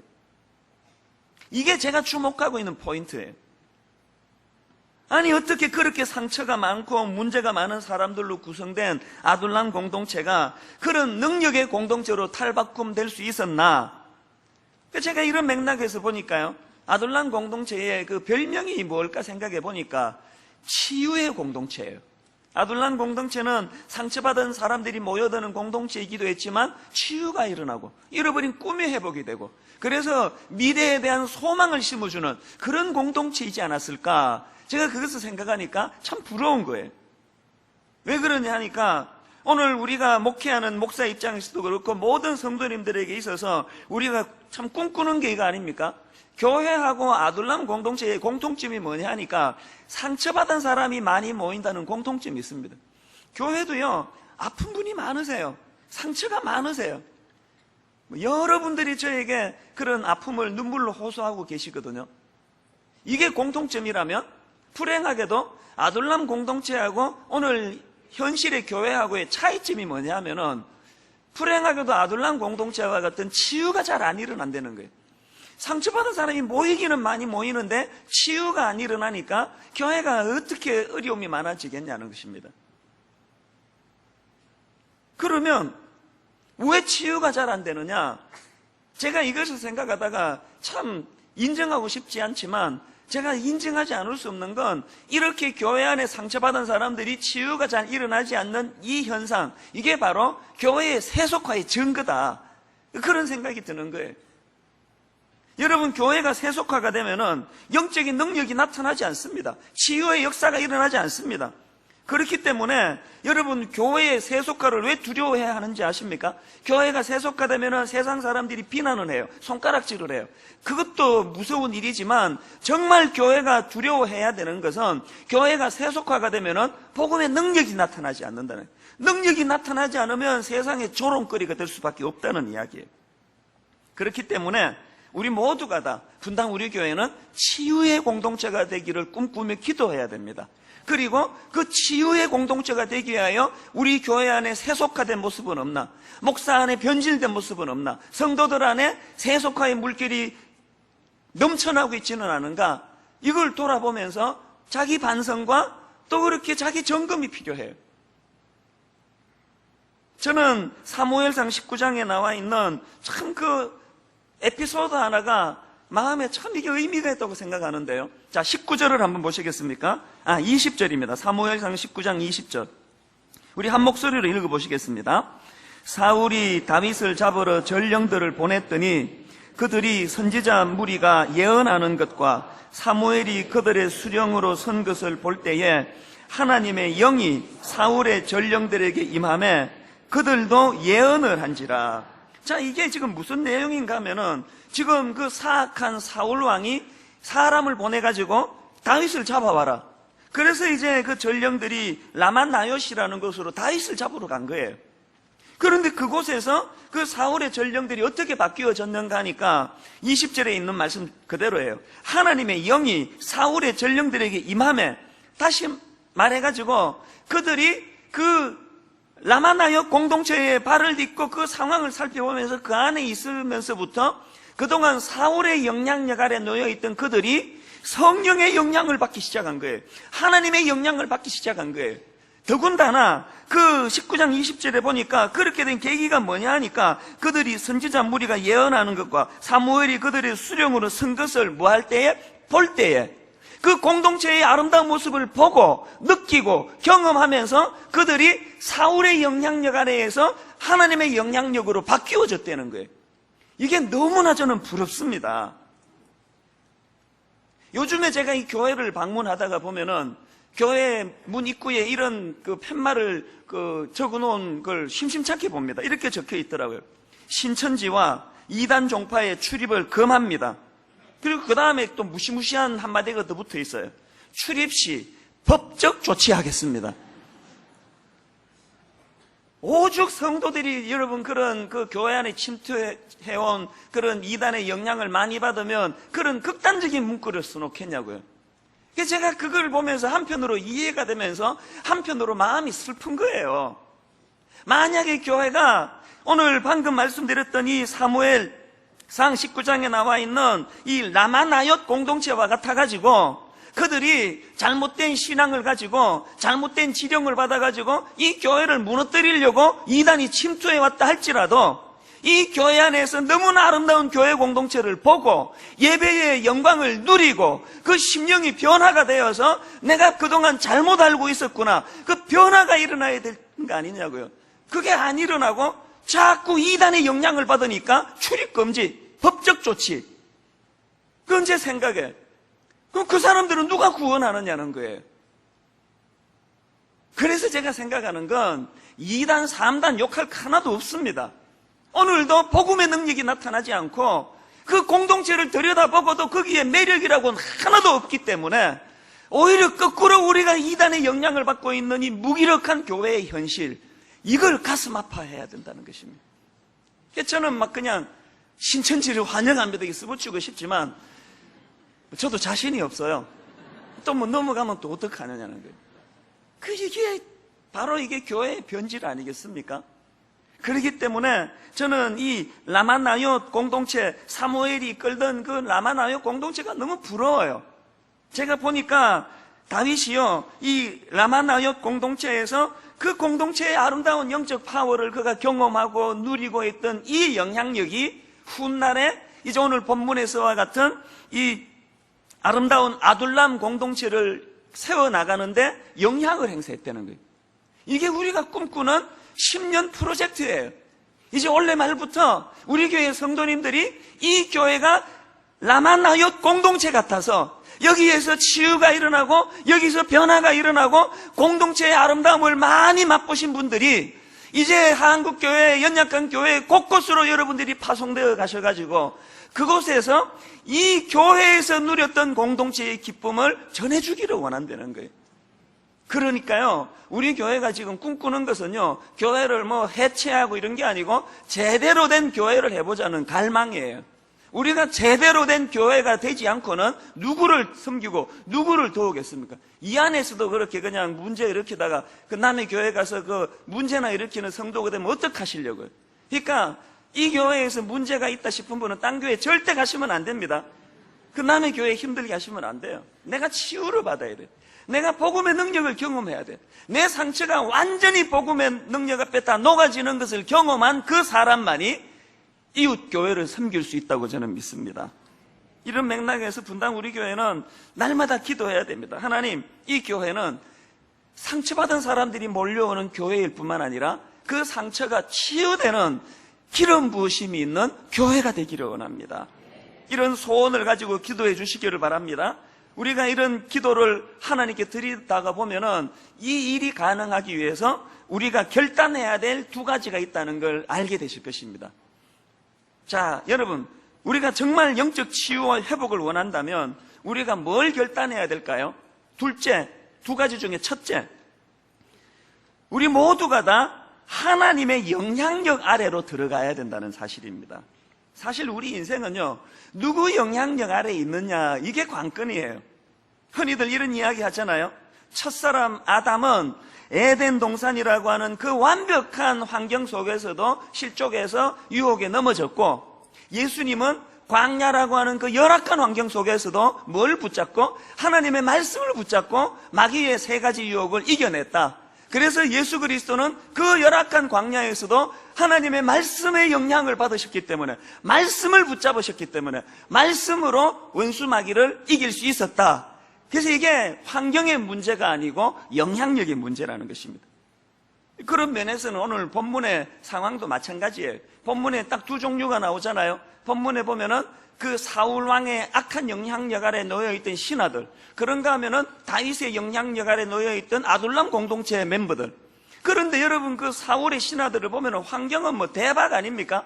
이거 뭐 궁궐에서 지내는데, 호요시 가는데. 그런데 오랜 시간이 지나고 나니까 그렇게 겉으로 환경이 좋아 보이는 곳에서 지내던 사울의 신하들은 패망의 수치의 길로 넘어졌고, 그렇게 열악한 아둘람 공동체에서 지내던 다윗 아래에 있던 그 사람들은 나중에 나라와 민족을 살리는 요직 인물이 배출됐다는 거예요. 결국은요, 환경이 아니고 결국은 뭐예요? 누구의 영향력 아래 놓여 있는가? 사실 생각해 보면 다윗만큼 상처가 많고 또 그 어려움을 많이 겪은 사람이 또 있겠습니까? 저는 간혹 이런 좀 웃기는 생각을 해봐요. 다윗이 그때요, 골리앗에게 덤빌 때 이제 물맷돌을 집에다 두고 온 거예요. 그래서 막 덤벼봐라고 막 소리 지르고 이제 막 물맷돌을 찾으니까 없네 이게. 그래가지고 그날 막 돼지게 맞고 이빨 다 나가고 갈비띠 7장 나가고 골리앗한테 막 작은 집 밟혀가지고 전치 50주 온 몸에 그냥 혼수 상태에 빠져서 다 죽었다가 기적같이 살아났다고 치자고요. 그러면요, 다윗 팔자는 그때부터 죽을 때까지 폈을 거예요. 사울 왕이 세상에 이 고마운 다윗, 나 때문에 전치 50주 갈비 7대 나가고 이렇게 고마운 사람이 어딨냐 그러면서 막 그냥 호요시가 했을 거예요. 근데 다윗이 잘못한 거라고는 그때 골리앗을 이긴 죄밖에 없잖아요. 골리앗을 물리치고 사울 왕을 구해준 죄밖에 없잖아요. 그것 때문에 이렇게 지금 살해 위협 협박 속에서 그렇게 살아가는 그게 다윗이에요. 이게 얼마나 모순이에요. 근데 여러분, 세상은 이런 모순이 실존하고 있다는 거예요. 회사 살리려고 애썼다가 상처받는 분들이 생각보다 많더라고요. 세상은요, 이 못된 사울 왕이 버티고 있는 것과 같아요. 교회는 안 그런 줄 아세요? 제가 이제 미국 생활을 정리하고 한국의 어리버리한 신학대학원 이제 신입생으로 들어갔더니 그 선배들이 기숙사에서 이렇게 그 처세술을 가르쳐 주더라고요. 교회에서 생존하는 법. 그러면서 이제 뭐 여러 가지를 가르쳐 주는데 그 중에 하나가 굉장히 중요한 처세술인데요. 이제 교육전사들이 이제 간혹 그 수요 예배나 새벽 기도를 뭐 1년에 한두 번 맡을 때가 있을 때 지침 1. 설교를 죽 써서도 안 된다는 거예요. 더 중요한 거 2. 설교를 너무 잘했어도 안 된다는 거예요. 해설이 기가 막혀요. 설교를 죽 쓰면 성도들이 미워하고 설교를 지나치게 잘하면 누가 미워할까요? 담임 목사가 미워한다는 거예요. 그래서 이 한국 풍토에 담임 목사한테 찍혔다 그러면 이게 살아날 법이 없으니까 설교를 너무 잘하면 안 된다는 거예요. 이게 기가 막힌 이야기 아닙니까? 그게 현실적으로 그런 일이 일어나기 때문에 그런 얘기를 지침이라고 주는 거 아니겠냐고요. 교회가 이 정도면은요, 오늘 이 악한 세상에서는 얼마나 불의한 일이 많겠냐고요. 정의가 다 죽고 골리앗에게 짓밟히면은 박수받고 격려받고, 나라를 구하고 골리앗을 이기면 그것 때문에 죽이려고 달려드는, 그게 오늘 이 세상이라는 거예요. 오죽하면은 정의란 무엇인가 막 이런 책이 날개도 친 듯 팔리겠냐고요. 읽지도 않을 거면서. 그게 현실이에요, 이게 현실. 그렇기 때문에 우리 모두가 다 이런 악한 세상에서, 이런 불의한 세상에서는 상처를 피할 길이 없습니다. 설교를 못해도 상처받고, 잘해도 상처받고, 이게 현실이에요, 이게 현실. 저는 우리 교회 모든 교역자들이 이 충고를 받아가지고 설교를 너무 잘하지 않으려고 애쓰는 그런 우리 교역자가 아무도 없기를 주님 이름으로 축원합니다. 뭐 축원이고 뭐고 니만 잘하면 돼, 그거 아닙니까? 저만 그거 보고 불이익 안 주면 될 거 아니에요. 그래서 제가 이런 상황을 보면서 참 다윗은 그런 불의한 세상 구덩이 속에 뒹굴면서 어떻게 그렇게 상처를 받지 않을 수 있었나. 제가요, 이 문제를 해결한 묵상하는 시간이 있습니다. 어느 날 제가 성경을 묵상하다가 시편 62편을 묵상하는데 거기에 너무나 중요한 그 깨달음을 제게 발견하게 해주는 구절이 있습니다. 5절을 한번 보시기 바랍니다. 나의 영혼아 잠잠히 하나님만 바라라. 무릇 나의 소망이 그로부터 나오는도다. 이것도 다윗이 쓴 시인데요, 다윗이 지금 이런 고백을 하는 그 배경이 어떤가 보니까 절망적이에요. 이 시편 62편은요, 다윗이 압살롬의 쿠데타로 왕권을 빼앗긴 후에 쓴 시입니다. 압살롬이 누굽니까? 다윗의 아들 아닙니까? 세상에 자기 아들에게 쿠데타를 당해가지고 왕권을 빼앗긴 비참한 상황이에요. 그 상황 속에서 다윗이 뭐라고 노래합니까? 나의 영혼아 잠잠히 뭐 하라고요? 하나님만 바라라. 무릇 나의 소망이 그로부터 나오는도다. 다윗이 그 절망 구덩이 속에서도 일어날 용기가 생기고 회복할 수 있는 힘이 생겼던 것은 그 악한 사울이 변하기를 기다려서 그런 거 아니에요. 그 못된 아들 압살롬이 회개하기를 기다려서가 아니고 그 상황 속에서도 하나님만 바라보는 거예요. 하나님이 내게 소망이 되신다는 거예요. 실제로 그것이 다윗을 회복하게 하는 능력이 되더라는 것입니다. 그래서 옛날 어른들이 그 눈물로 부르시던 그 찬양 아시잖아요. 높은 산이 거친 들이 초막이나 궁궐이나 내 주 예수 모신 곳이 그 어디나 하늘나라. 요즘처럼 뭐 바꿈지 않고요, 요즘처럼 뭐 아무리 추워도 그냥 히터가 팍팍 들어오는 집에서 아무리 그냥 더워도 에어컨 켜면은 금방 시원해지는 그런 방에 앉아가지고 이런 시를 만들면 그건 문학이에요. 이야, 글 솜씨 좋다. 근데 여러분, 이 찬양은요, 찌그러지는 단칸방에서 자식들이 그냥 저녁에 엄마 배고파 그러면은 일찍 자라, 일찍 자면 배고픈 거 없어진다, 이런 절망적인 상황에서 불렀던 노래들 아닙니까? 그런 상황에서도 뭐라고요? 높은 산이 거친 들이 초막이나 단칸방이나 궁궐이나 그게 상관없고 그런 환경이 중요하지 않고 그 어디서든 간에 내 주 예수 그리스도를 모신 그것이 하나님 나라다, 그것이 천국이다, 이런 고백을 할 수 있었던 게 우리 윗대 어른들이라는 이야기예요. 뭐가 이 안에서 우리에게 던져주는 교훈일까요? 환경이 중요하지 않다는 거예요. 환경 바라보고 거기에 일희일비하는 인생이 아니라 하나님의 자비하심, 하나님의 위로하심, 하나님의 은혜를 바라보는 거기에 환경을 뛰어넘을 수 있는 능력이 있다고 어른들이 노래한 거예요. 오늘 이런 맥락에서 저는 분당 우리 교회 모든 성도님들이 그 놀라운 다윗처럼, 우리 윗대 어른들처럼 환경의 영향을 받아가지고 허덕이는 인생이 아니라 환경을 초월하는 하나님의 영향력 안에 놓이는 복된 하나님의 사람들 되시기를 주님 이름으로 축원합니다.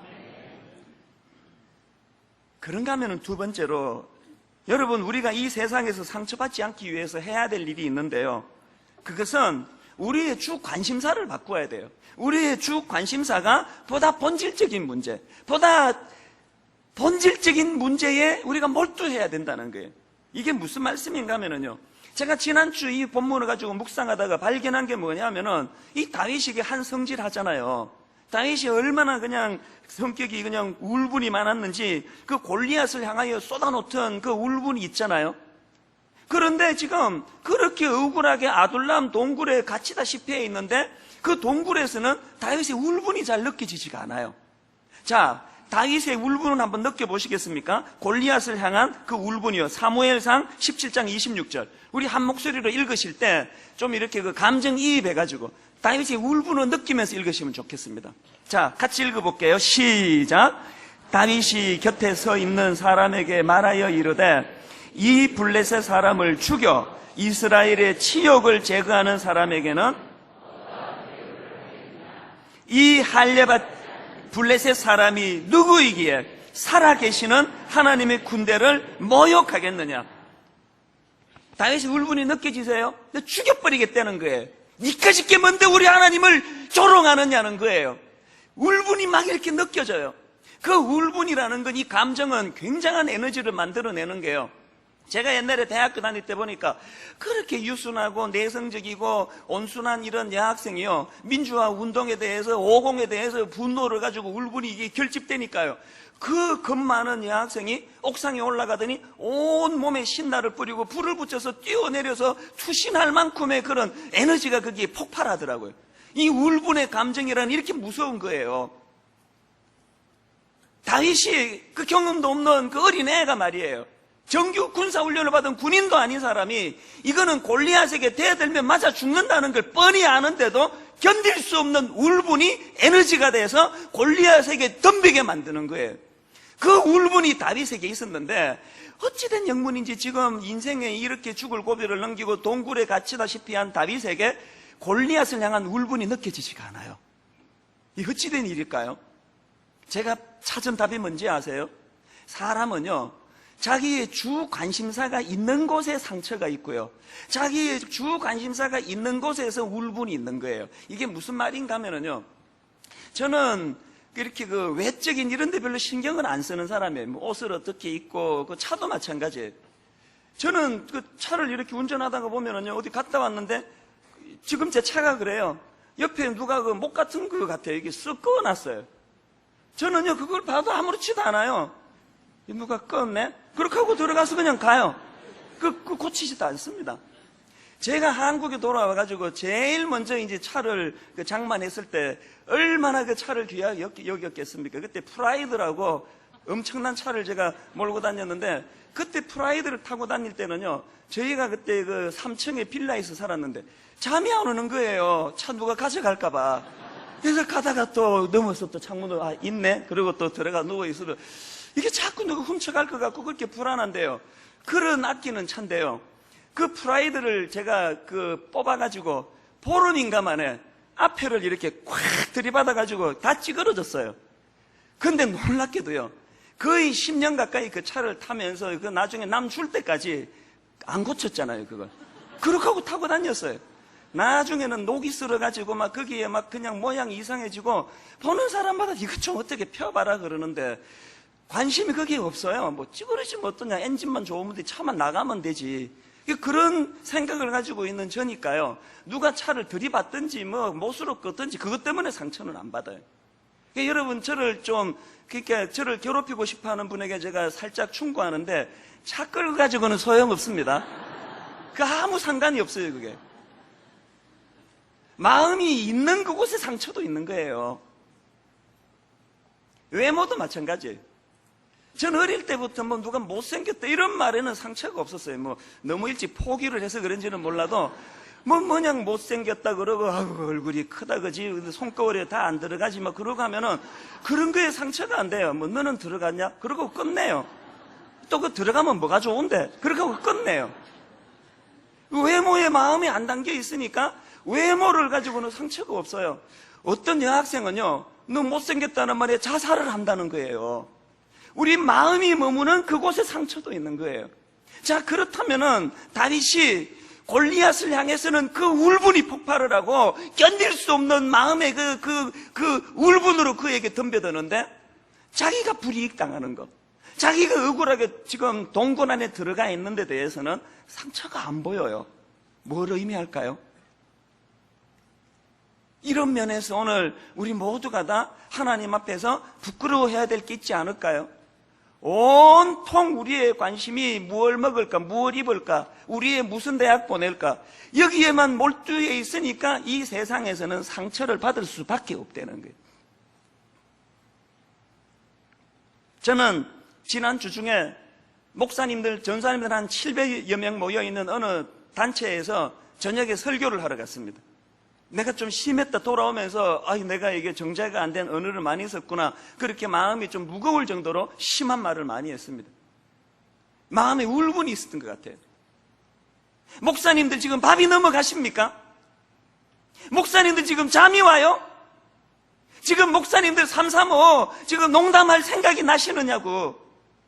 한국교회가 지금 이 지경이라는데, 한국교회가 이렇게 된 그 주범이 바로 우리라는데, 막 그걸 막 너무나 울분을 가지고 그 마음을 다 1시간 반 그렇게 쏟아놓고 왔습니다. 그 왜 그러냐 하니까요, 여러분, 그 칼린 지브란이라는 사람이 쓴 예언자라는 책이 있지 않습니까? 물론 그 책의 내용을 제가 다 인정하는 거 아니지만요, 책을 딱 펼쳤을 때 나오는 이 문구 하나가 제 마음을 후벼 팠습니다. 이런 내용이 있더라고요. 나는 태어날 때부터 심장에 화살을 꽂고 태어났나 보다. 빼려고 해도 아프고 가만히 두어도 아프다. 이 문구가 얼마나 저를 아프게 했는지 제가 트위터에다가 이런 글을 썼습니다.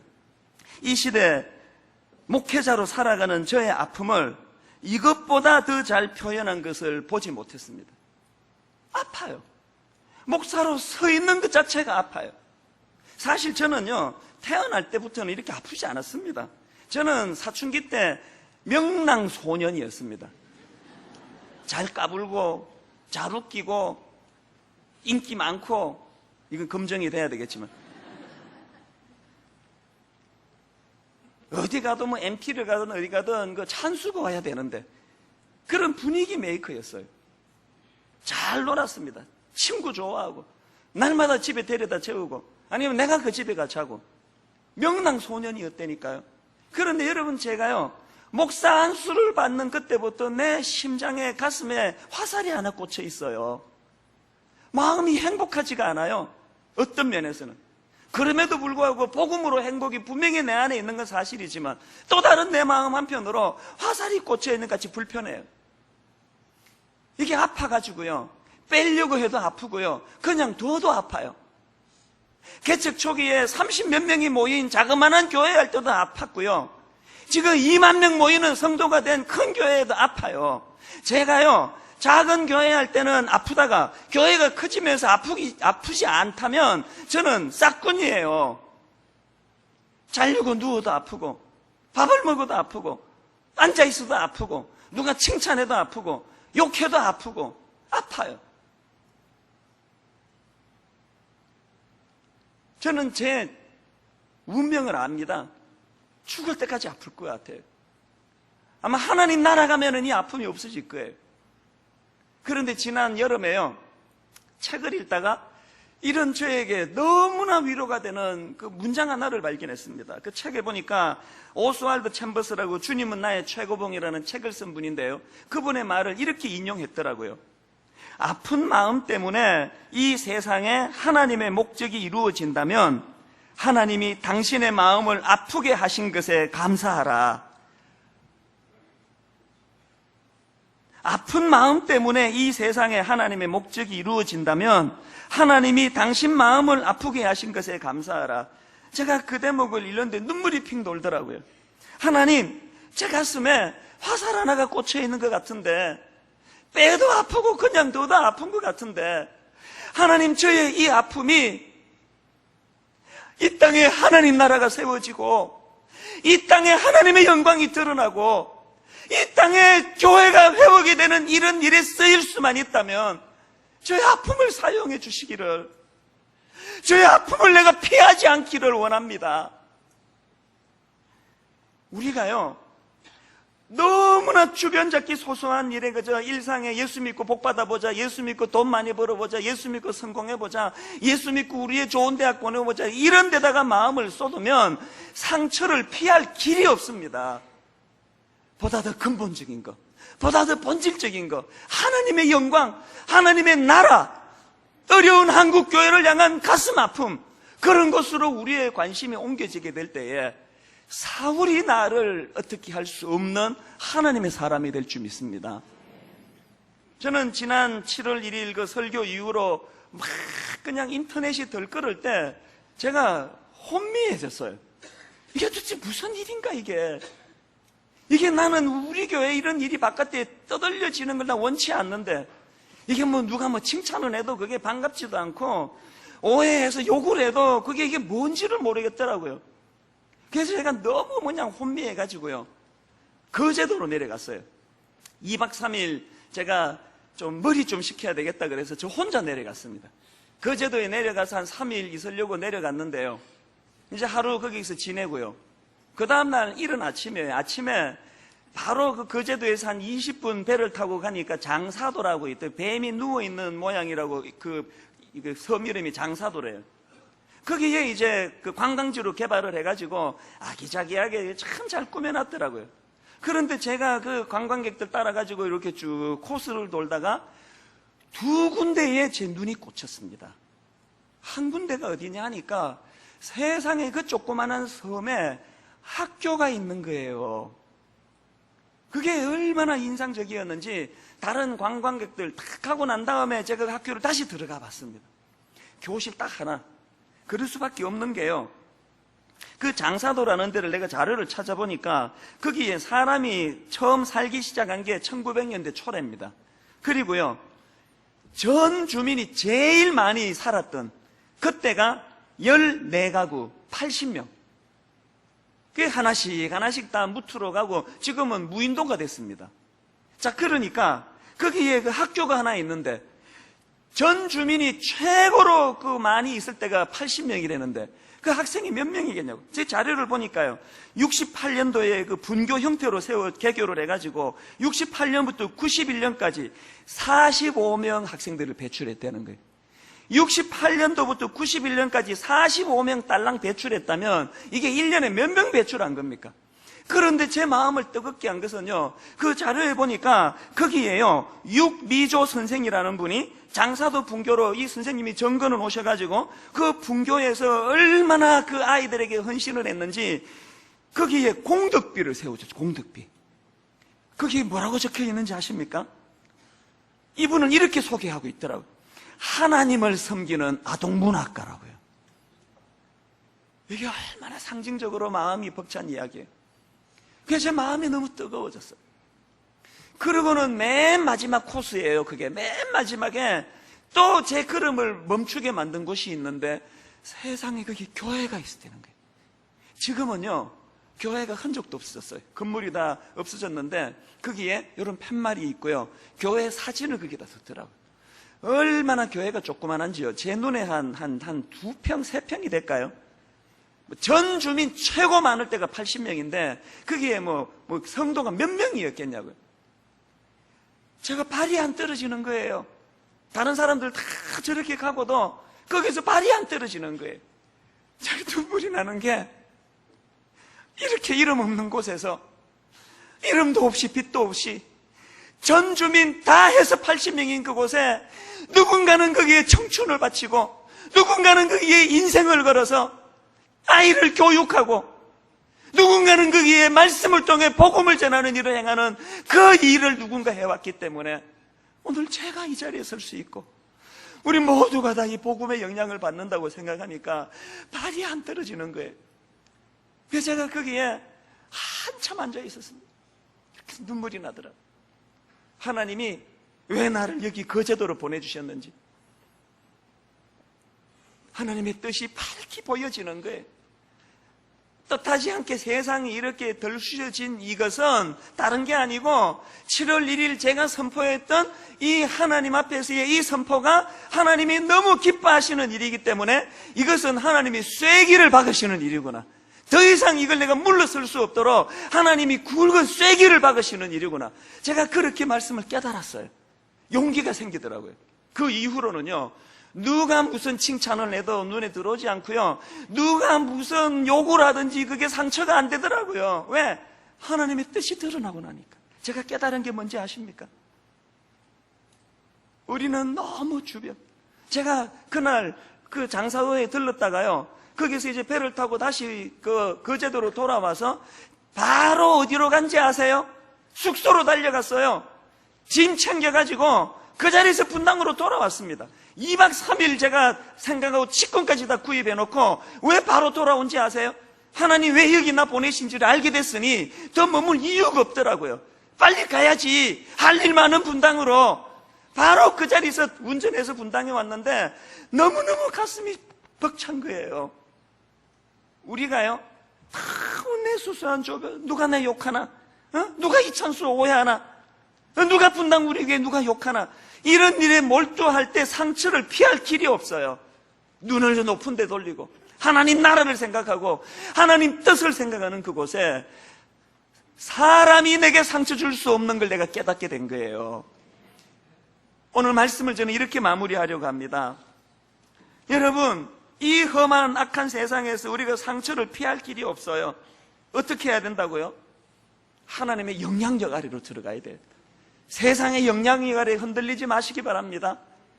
하나님의 영향력 아래 들어가시고, 그리고 너무나 사소한 내 관심사가 이 사소한 곳으로부터 하나님의 영광, 하나님의 나라, 이 땅의 교회의 회복, 이런 본질적인 곳으로 우리의 마음이 움직여질 때 사울이 주는 상처는 피하게 될 줄로 믿습니다. 오늘 이 말씀이 이 땅을 살아가는 저와 여러분 삶에 굉장히 중요한 지침이 되기를 주님 이름으로 축원합니다. 우리 오랜만에 이 찬양을 부를 때 복음으로 가슴이 벅차오르기를 원합니다. 수많은 무리들 줄지어 그분을 보기 위해 따르네. 2절에 보니까 나의 계획이 실패하고 나의 소망이 끊어질 때 어떡하라고요? 삶의 주관자 되신 예수 그리스도 앞에 무릎을 꿇고 그분 앞에 나가기를 원합니다. 우리 찬양같이 부르실 때 성령의 능력이 임하게 되기를 원합니다. 찬양하시겠습니다.